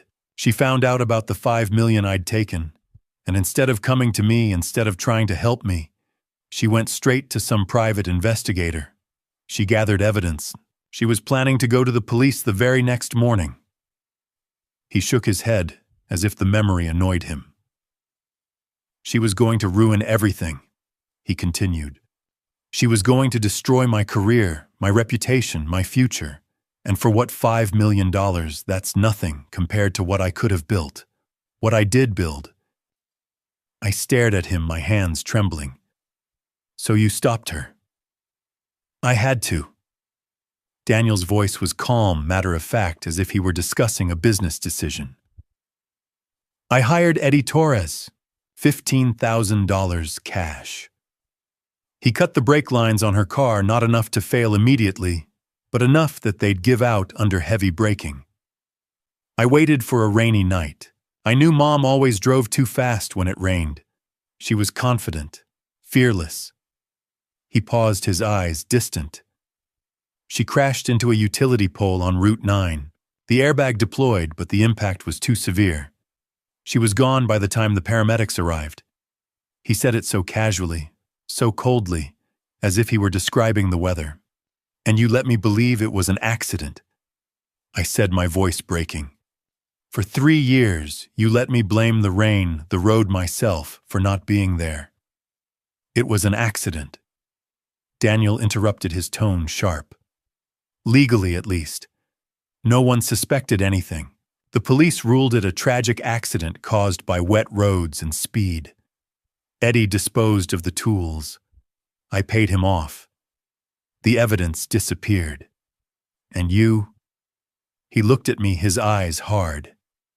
You mourned her. You buried her. You moved on. Just like I needed you to. I felt bile rise in my throat. And then you kept going. You didn't just stop at $5 million. You stole $47 million. You forged my signature. You tried to frame me for everything you'd done. Daniel's smile widened. Of course I did. Why stop with Mom gone? There was no one left to catch me. You were too busy grieving, too distracted to notice what I was doing. I had free rein over the company, so I took advantage of it. He stood up, pacing toward the window. I funneled money through shell companies. I set up offshore accounts in the Cayman Islands. I falsified documents and made sure your signature was on every single one. I spent years building the perfect frame. And when I was ready, I sank my car in the river right next to your dock, knowing you'd find it. Knowing you'd call the police. Knowing you'd look guilty from the very beginning. He turned to face me, his expression triumphant. It was brilliant, really. If everything had gone according to plan, you'd be in prison right now. And I'd have full control of Mitchell Financial Group. All 65% of your shares, all the power, all the money. I felt something inside me shatter. And the family? I asked quietly. What about us?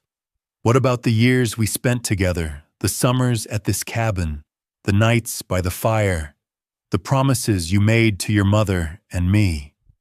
Daniel's expression didn't change. And I don't need family, Dad. I never did. Family is just a liability, an obligation. I needed money. I needed power. And I was willing to do whatever it took to get them. He looked at me, his eyes cold and empty. You and Mom, you were in my way, so I removed you. I stood up slowly, my legs shaking beneath me. Tears were streaming down my face, now hot and unbidden. I didn't try to stop them. You know what the most painful thing is, Daniel? I said, my voice breaking. It's not that you betrayed me.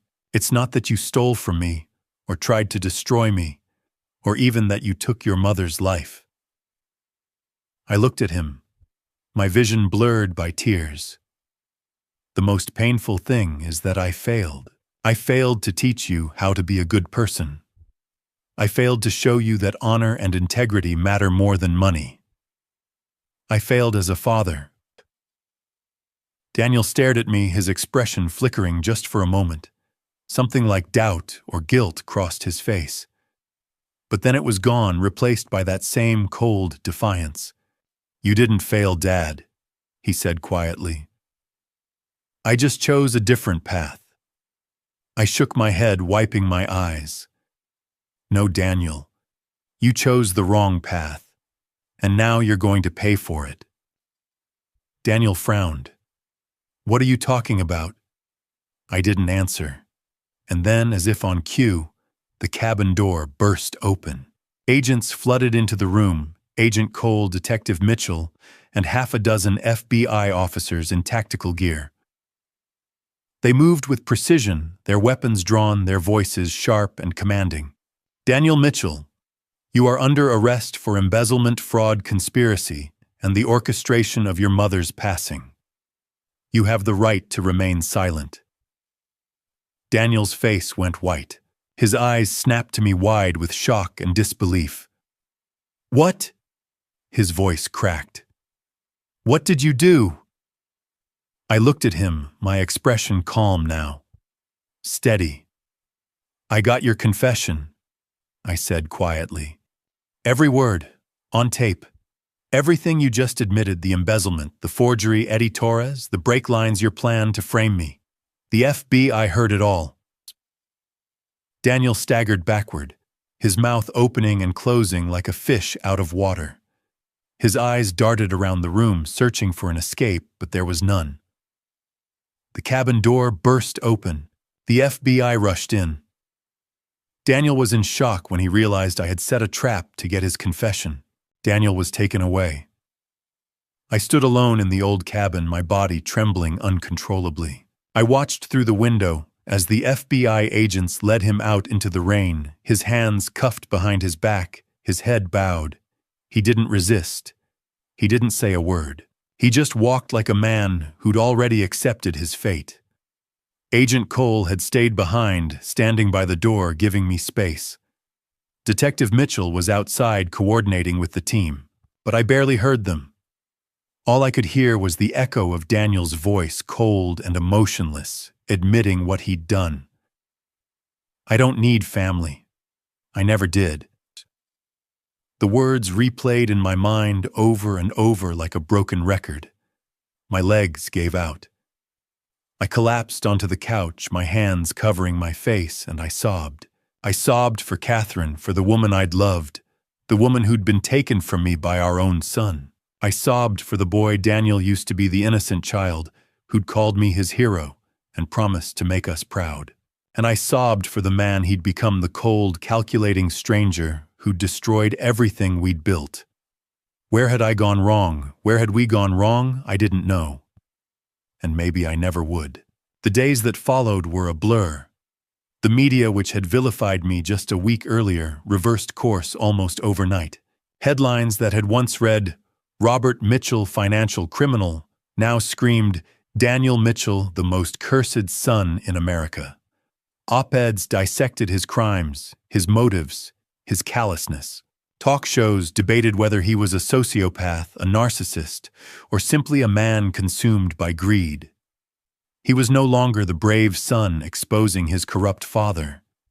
He was a monster. The board of directors held an emergency meeting.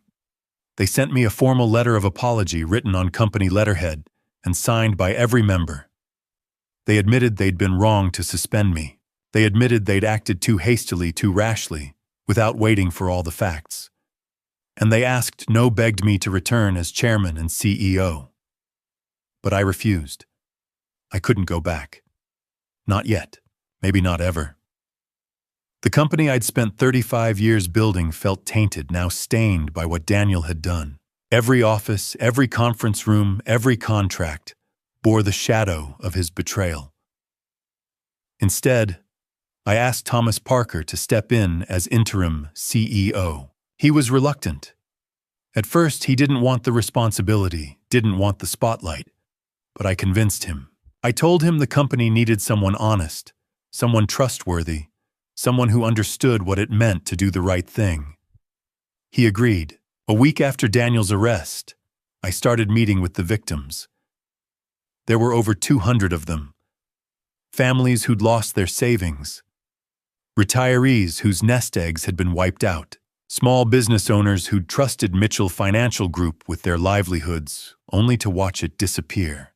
I met them one by one in small conference rooms and quiet cafes, and I listened to their stories. One woman, Margaret Wilson, 70 years old, sat across from me with trembling hands and red-rimmed eyes. She'd lost $340,000. Her husband, George, had been battling cancer for the past 2 years, and the treatments were expensive. They'd trusted Daniel to manage their retirement fund to keep it safe. We thought we were doing the right thing," Margaret said, her voice breaking. We thought your company was trustworthy." I couldn't look her in the eye. "I'm so sorry, Mrs. Wilson. I can't put into words how sorry I am." She nodded, wiping her eyes with a tissue. "I know it wasn't your fault, Mr. Mitchell. I know that now. But my husband, he's not getting better. And without that money, I don't know how we're going to—" Her voice cracked, and she couldn't finish the sentence. I reached across the table and took her hand. "I'm going to make this right," I said. "I promise you. I'm going to do everything I can to compensate every single person Daniel hurt." She looked at me, her eyes filled with a mixture of hope and doubt. "Can you really do that?" "I don't know," I admitted. "But I'm going to try." That night I sat in my study, staring at the financial records Thomas had compiled. The total amount Daniel had embezzled was staggering $47 million stolen from over 200 clients. The company's insurance would cover some of it, but not all. Not enough. I did the math.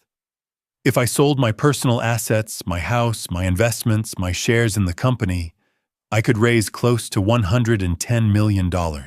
It would be enough to compensate every victim in full, with money left over to set up a fund for future restitution claims. It would leave me with almost nothing. But it was the right thing to do. I picked up my phone and called Jonathan Pierce, my lawyer. "Jonathan," I said, "I want to sell everything. My house, my portfolio, 40% of my shares in Mitchell Financial Group. I want to use the proceeds to compensate Daniel's victims. All of them. Every last dollar." There was a long pause on the other end of the line. "Robert," Jonathan said carefully, "are you sure that's everything you've worked for? Your entire life?" "I'm sure," I said. "It's what Catherine would have wanted." Jonathan sighed. All right, I'll draw up the paperwork. After I hung up, I walked over to the mantel and picked up the old photograph I'd been staring at for days. The one from Lake Placid, 1994. Catherine, Daniel, and me standing on the dock, smiling like we didn't have a care in the world. I traced my finger over Catherine's face, then Daniel's. The boy in the photo looked so innocent, so full of hope. What had happened to him? When had he stopped being that boy? I closed my eyes and the tears came again. "Where did we go wrong, Catherine?" I whispered. "Where did we go wrong?" But there was no answer. Just the silence of the empty room and the weight of a question I'd be asking myself for the rest of my life. I decided to sell my personal assets to compensate the victims.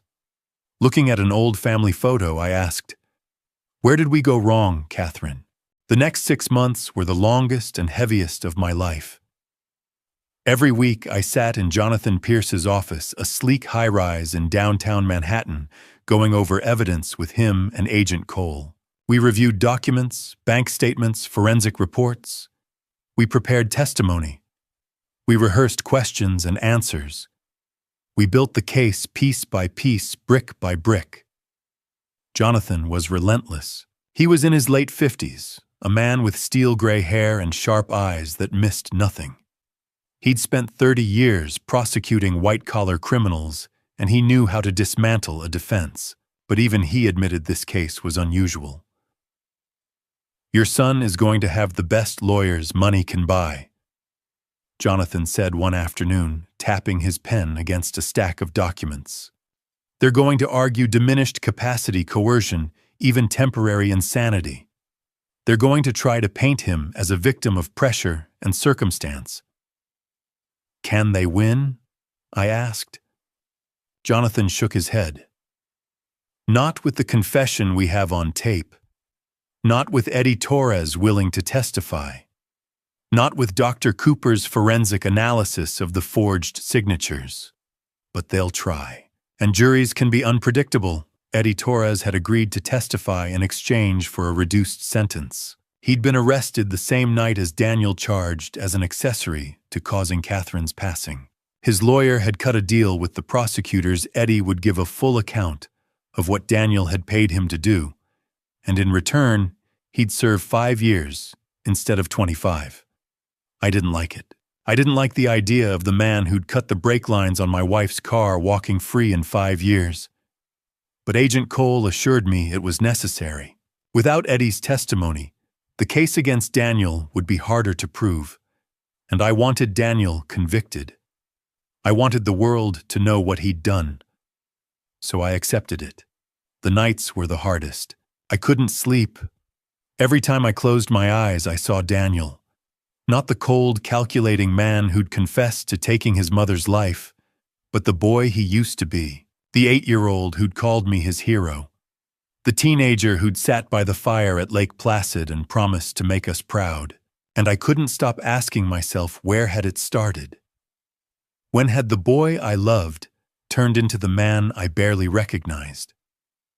One night, lying in bed, staring at the ceiling, a memory came back to me, sharp and vivid like it had happened yesterday.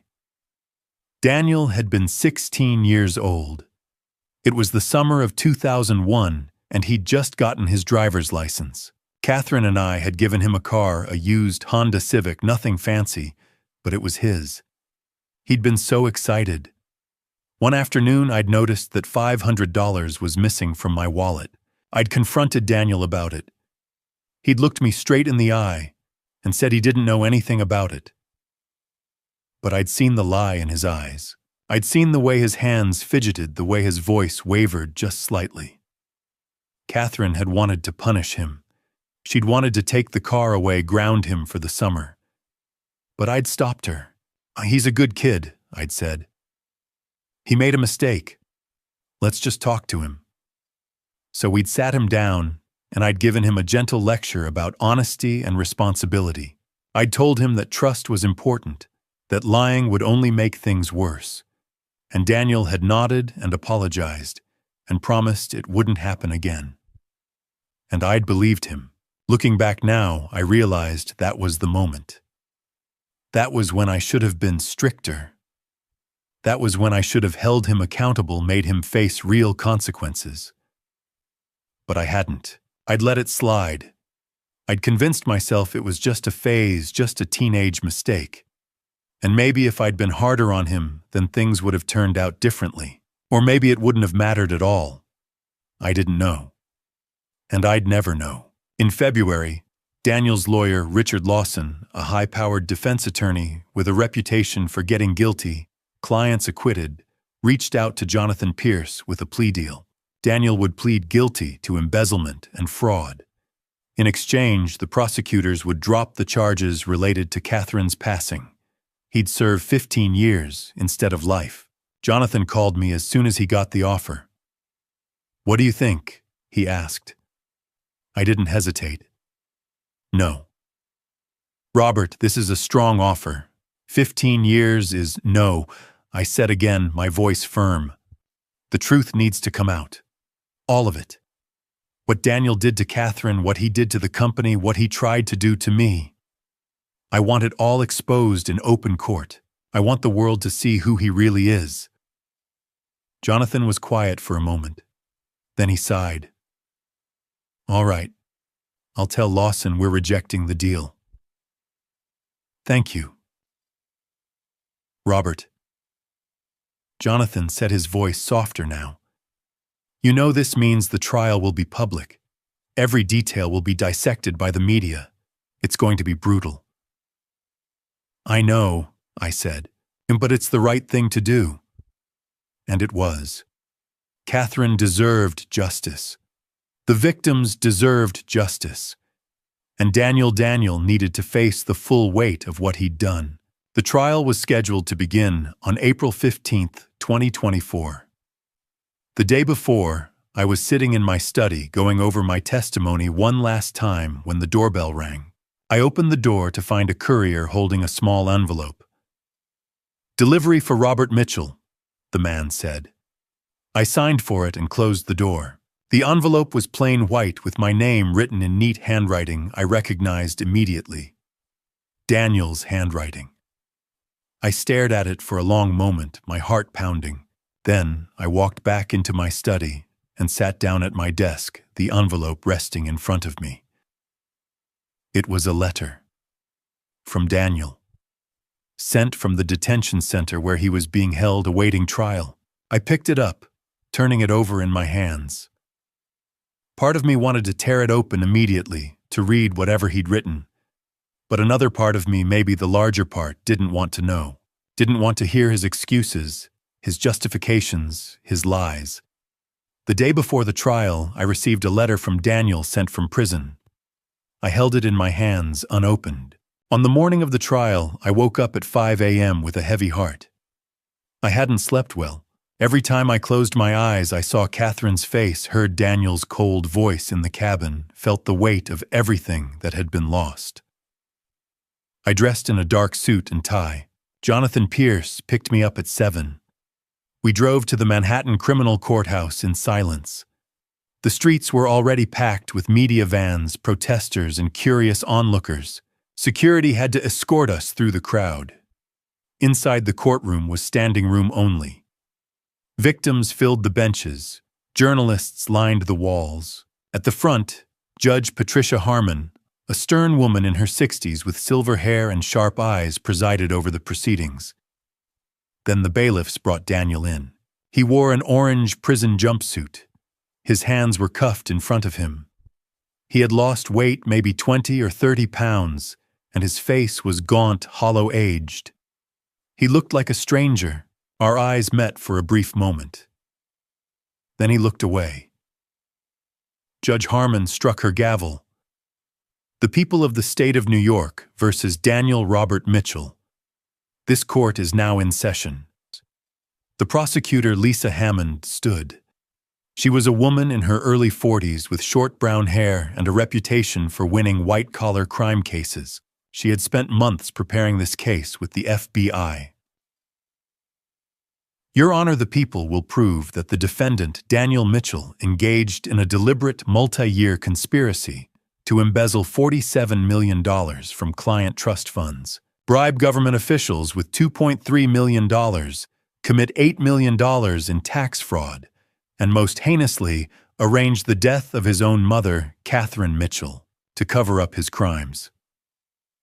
The defendant then attempted to frame his own father, Robert Mitchell, by forging documents and planting evidence. The people have 73 counts against the defendant, including first-degree murder, embezzlement, fraud, conspiracy, and obstruction of justice. The courtroom erupted in whispers. Judge Harmon struck her gavel. Lisa Hammond continued, "We will present forensic evidence, financial records, witness testimony, and a recorded confession in which the defendant admits in his own words to all of these crimes." She turned and looked directly at Daniel. "The evidence will show that Daniel Mitchell is not a whistleblower. He is a calculating criminal who destroyed lives, betrayed his family, and pursued wealth and power at any cost." She sat down. Daniel's defense attorney, Richard Lawson, stood. He was tall, silver-haired, expensive-looking. He approached the jury with a calm, confident smile. "Ladies and gentlemen, my client is not a monster. He is a man who made mistakes under extreme pressure. Yes, Daniel Mitchell took money. Yes, he made poor choices. But the prosecution's claim that he deliberately caused his mother's death is based on circumstantial evidence, coerced testimony, and a father's vengeful desire to destroy his own son. We will show that Daniel acted out of fear, desperation, and panic, not malice. And we will prove that the so-called confession was obtained through manipulation and entrapment." He sat down. Judge Harmon nodded. "The prosecution may call its first witness." Lisa Hammond stood. "The people call Edward Torres." Eddie Torres, the mechanic, was brought in. He looked nervous, his hands shaking as he was sworn in. He testified that Daniel had paid him $15,000 in cash to cut the brake lines on a Honda Accord in August 2020. He described the meeting, the payment, the work he did. He admitted he didn't ask questions, he just took the money. "Did you know whose car it was?" Lisa asked. "No, ma'am. Not until I saw the news about Mrs. Mitchell's accident. That's when I realized what I'd done." "And why are you testifying today?" Torres looked down. "Because I can't live with it anymore. What I did was wrong. I want to make it right." Next, Lisa called Dr. Helen Cooper, the forensic document examiner. "Doctor," Cooper explained how the signatures on the embezzlement documents were digitally forged, using scanned images and photo editing software. She showed side-by-side comparisons, pointing out pixelation, lack of pressure variation, and other telltale signs.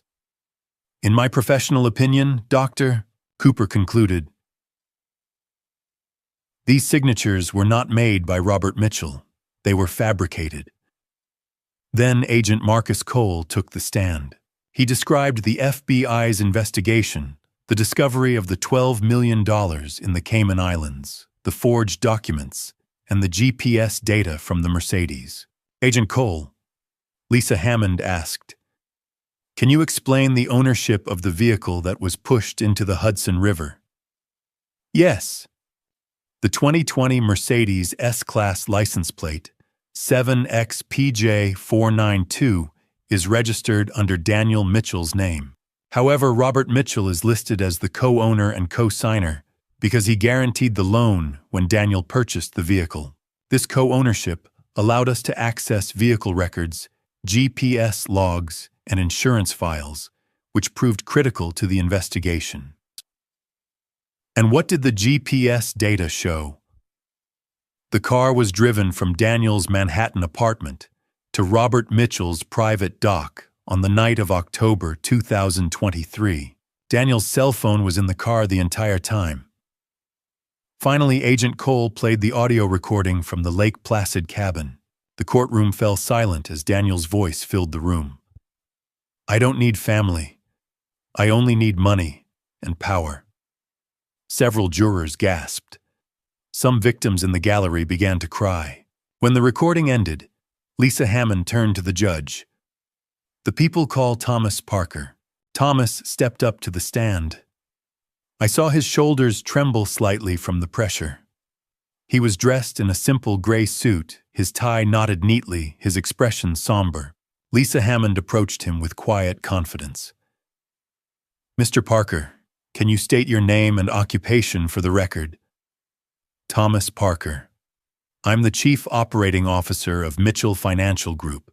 I've held that position for 15 years. And what was your relationship with the defendant?" "Daniel was my boss for 3 years. Before that, I reported to his father, Robert Mitchell. I thought I could mentor Daniel, help him lead with integrity." Lisa nodded.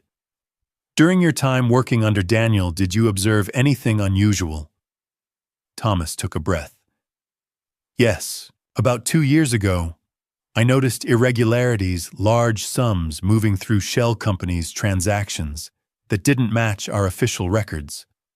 When I asked Daniel, he said it was confidential work, but the more I dug, the more wrong it felt." Lisa handed him a stack of documents. "What did you discover?" Thomas flipped through the pages, his jaw tight. Saw Daniel was living far beyond his salary. "I found credit card statements showing massive gambling losses. In one night alone, he lost $3 million at a casino in Macau." The courtroom murmured. Judge Harmon struck her gavel. "Order." $3 million in one night," Lisa pressed. "Yes, over 4 years, Daniel spent close to $10 million on gambling Las Vegas, Monaco, Macau. He was known by name at exclusive casinos worldwide. And the source of this money, client trust funds. He was stealing it to fund his lifestyle." Lisa pulled out another document. "What else did you find?" Thomas's voice hardened. "He was spending $20,000 a month on an escort in New York. He paid for her apartment, her car, her shopping, all with stolen money." I felt sick. The courtroom was silent. Lisa held up a printout. "Can you identify this email?" Thomas glanced at it. "It's from Daniel to Eddie Torres, dated 1 week before Catherine Mitchell's passing. Read the subject line. Final payment. Delivery confirmed." Lisa retrieved another page. "And the body." Thomas read aloud. "Eddie, the problem will be handled as discussed. 15,000 cash as agreed. Make sure there's nothing that can be traced back. I need this done clean." The courtroom exploded. Judge Harmon banged her gavel repeatedly. "Order." Lisa waited for silence. Haas. What was Daniel referring to when he said, "the problem"? Thomas looked directly at Daniel. His mother, Catherine Mitchell. She discovered the embezzlement and was planning to go to the police. He needed to stop her. Daniel's face went white. His hands clenched into fists. I saw pure hatred flash across his face as he stared at Thomas. "Did you witness any interactions between Daniel and his mother that support this?" "Yes. 2 weeks before Catherine passed, I heard them arguing in Daniel's office. Catherine said she had proof he was stealing and was going to the police. Daniel told her she was making a mistake. He said if she went through with it, she'd regret it." "Did you report this?" Thomas's voice dropped. "No. I didn't think he'd actually... I'll regret that for the rest of my life." Lisa's tone sharpened. "Did Daniel attempt to influence your testimony?" "Yes. 3 months ago, his lawyer offered me $500,000 to refuse to testify. They wanted me to claim I didn't remember key details." "And what did you do?" Thomas met my eyes, then Daniel's. "I refused. I told them I wasn't going to lie. Catherine Mitchell deserved better." Lisa returned to her seat. "No further questions." Richard Lawson's cross-examination was weak. Thomas didn't waver. Judge Harmon looked at Lisa. "Do you have further witnesses?" "Yes, Your Honor. The prosecution calls Robert Mitchell." I stood up, my heart pounding. I stepped up to the stand, placed my hand on the Bible, and swore to tell the truth. The courtroom fell silent. Every eye was on me. I could feel the weight of the moment pressing down on my chest, making it hard to breathe. But I forced myself to stand straight to look directly at my son. Daniel sat at the defense table in his orange jumpsuit. His hands folded, his face blank. He didn't look away. Neither did I. Lisa Hammond, the prosecutor, stood and approached the witness stand. Her voice was steady, professional. "Mr. Mitchell, thank you for being here today. I know this is not easy for you." I nodded. "Before we begin, I need to ask you one question. Do you love your son?" I swallowed hard. "Yes," I said. "I love my son." Lisa paused, letting the words settle. "Then why are you here today testifying against him?" I looked at Daniel, then back at Lisa. "Because I love my son," I said slowly. "But justice is more important than covering up for him," the courtroom murmured. Judge Patricia Harmon tapped her gavel lightly. Lisa nodded. "Mr. Mitchell, can you tell the court what you witnessed on the night of October 2023 at the Hudson River dock?" I took a deep breath. "I was at my private dock half a mile south of Riverside Marina. It was around 9 o'clock at night. I heard an engine growing louder. I looked up and saw a black Mercedes S-Class license plate 7XPJ492 racing down the riverbank road. The headlights were off. The car crashed through the guardrail and plunged into the river. My voice shook slightly. I recognized the license plate. It was my son's car. "What did you do?" Lisa asked. I grabbed my fishing boat and rowed out. I called 911 and reported the car. When I reached it, the doors were open, the engine was still running. But there was no one inside. And then I looked toward the shore. I saw Daniel standing there watching. Our eyes met. Then he turned and ran into the trees. He got into another dark sedan and drove away. Daniel's jaw tightened. His lawyer, Richard Lawson, scribbled notes. Lisa nodded. "Mr. Mitchell, can you tell the court what you found in the safe that was recovered from the trunk of that car?" I nodded slowly. 3 USB drives, a notebook full of financial records, $50,000 in cash, and an envelope labeled Catherine Proof. My voice cracked. Inside that envelope was an audio recording. My wife Catherine had secretly recorded a conversation with Daniel 1 week before she passed away. In that recording, she confronted him about embezzling $5 million from our company. She told him she was going to the police. I paused, my throat tight. Daniel's reply was cold. He said, "Mother shouldn't do that." The courtroom erupted in whispers. Judge Harmon struck her gavel again. "There were also photographs," I continued. "Photos of my wife's car. The brake lines had been cut. Deliberately." Lisa Hammond let the silence hang for a moment. "Mr. Mitchell, what happened when you confronted your son at Lake Placid?" I closed my eyes, remembering the cabin, the rain, the cold. The FBI had set up hidden cameras and microphones in the cabin. I told Daniel I was ready to give up. I offered him everything, my shares, my reputation, my life. I just wanted to know why. I opened my eyes and looked directly at my son. He confessed. He said he hired a mechanic named Eddie Torres and paid him $15,000 to cut the brake lines on my wife's car. He said his mother was too righteous and had to be removed. He said he framed me by forging my signature on documents to make it look like I was the one embezzling. He said he didn't need family. He only needed money and power. My voice broke completely.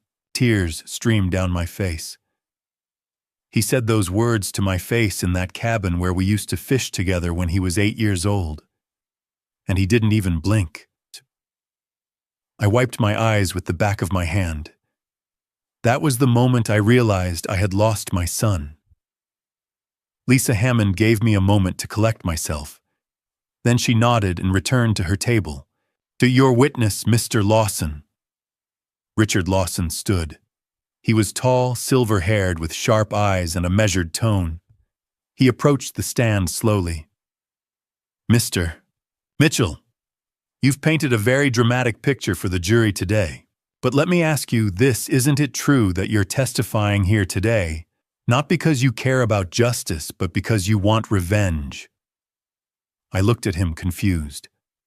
"Revenge." "Yes, Mr. Mitchell, revenge. Your son publicly accused you of embezzling tens of millions of dollars. Your reputation was destroyed. Your company's stock plummeted 40%. The board of directors suspended your authority. Isn't it true that you're here today to get back at him for humiliating you in front of the entire world?" The courtroom went silent. I looked at Lawson, then at Daniel. "No," I said firmly.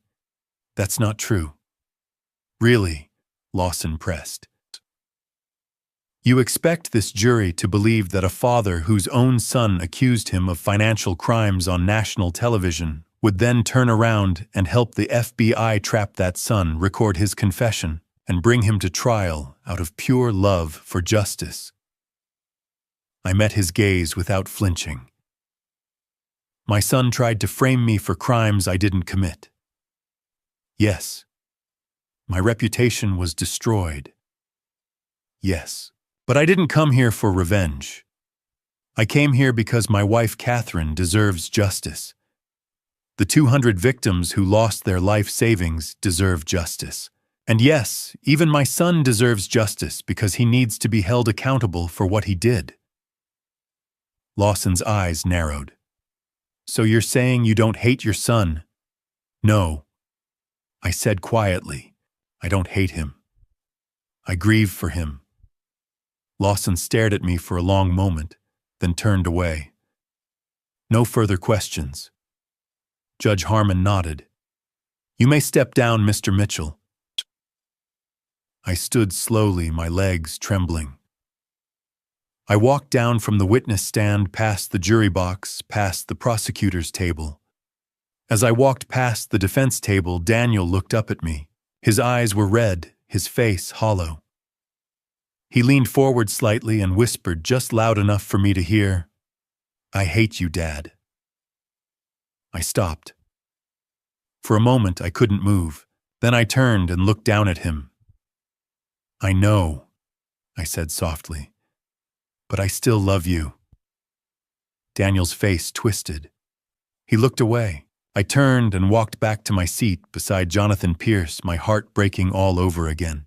The jury deliberated for 2 hours that felt like a century.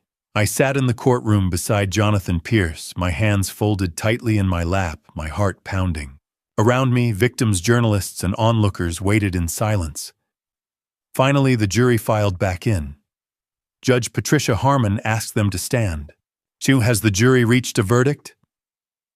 The forewoman stood, a middle-aged woman with gray hair and steady eyes. "We have, Your Honor. On the charge of conspiracy to cause the death of Catherine Mitchell, how do you find the defendant?" "Guilty." On the charge of embezzlement of $47 million, how do you find the defendant? "Guilty." One by one, all 73 counts were read. Every single one came back the same. "Guilty." The courtroom erupted. Judge Harmon struck her gavel hard. "Order." She turned to Daniel. "Daniel Mitchell, you have been found guilty on all counts. You are hereby sentenced to life in prison without the possibility of parole." Daniel sat motionless, his face blank. He didn't cry. He didn't speak. He sat like a stone statue as the bailiffs placed handcuffs on his wrists and led him away. As he passed me, our eyes met one last time. Then he was gone.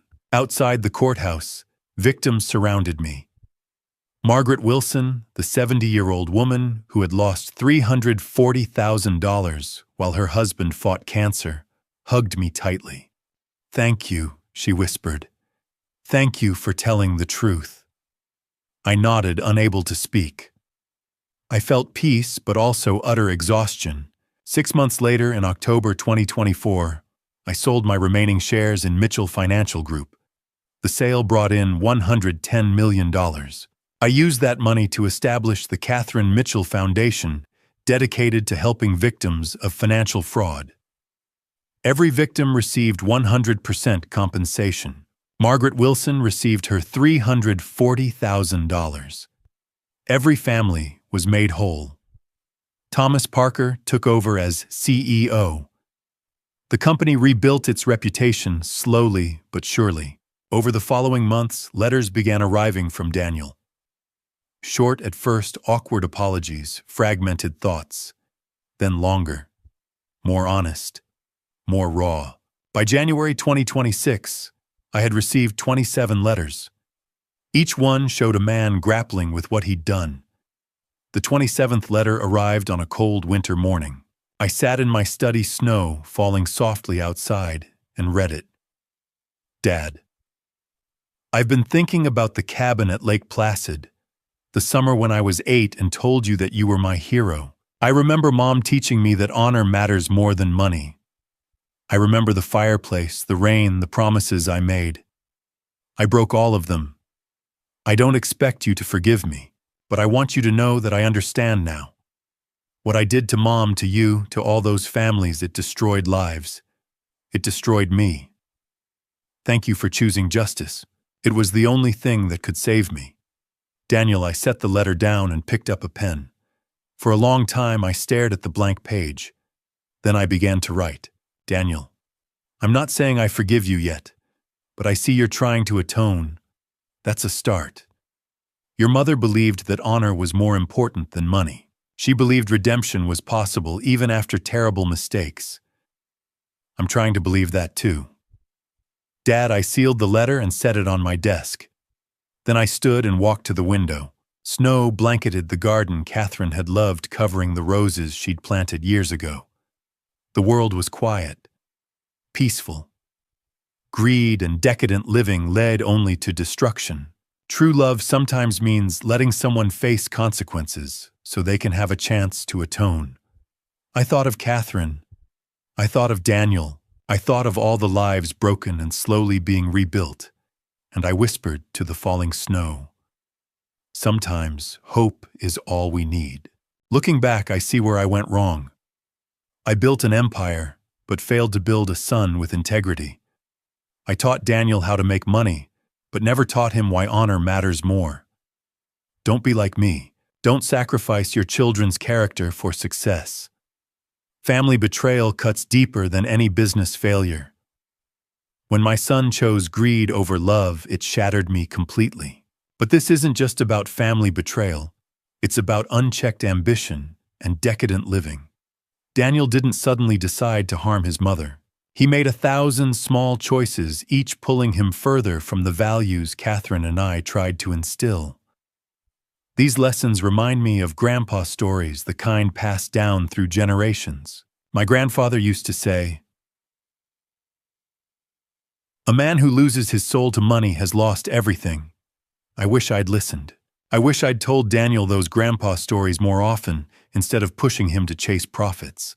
The Bible says, "What does it profit a man to gain the whole world and lose his soul?"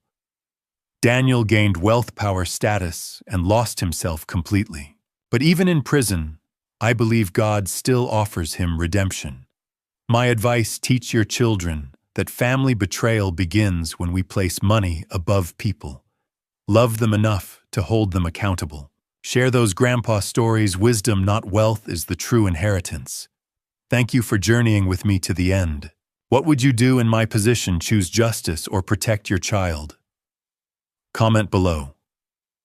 If this story moved you, please subscribe for more. Note: while inspired by real themes, some elements were dramatized for storytelling.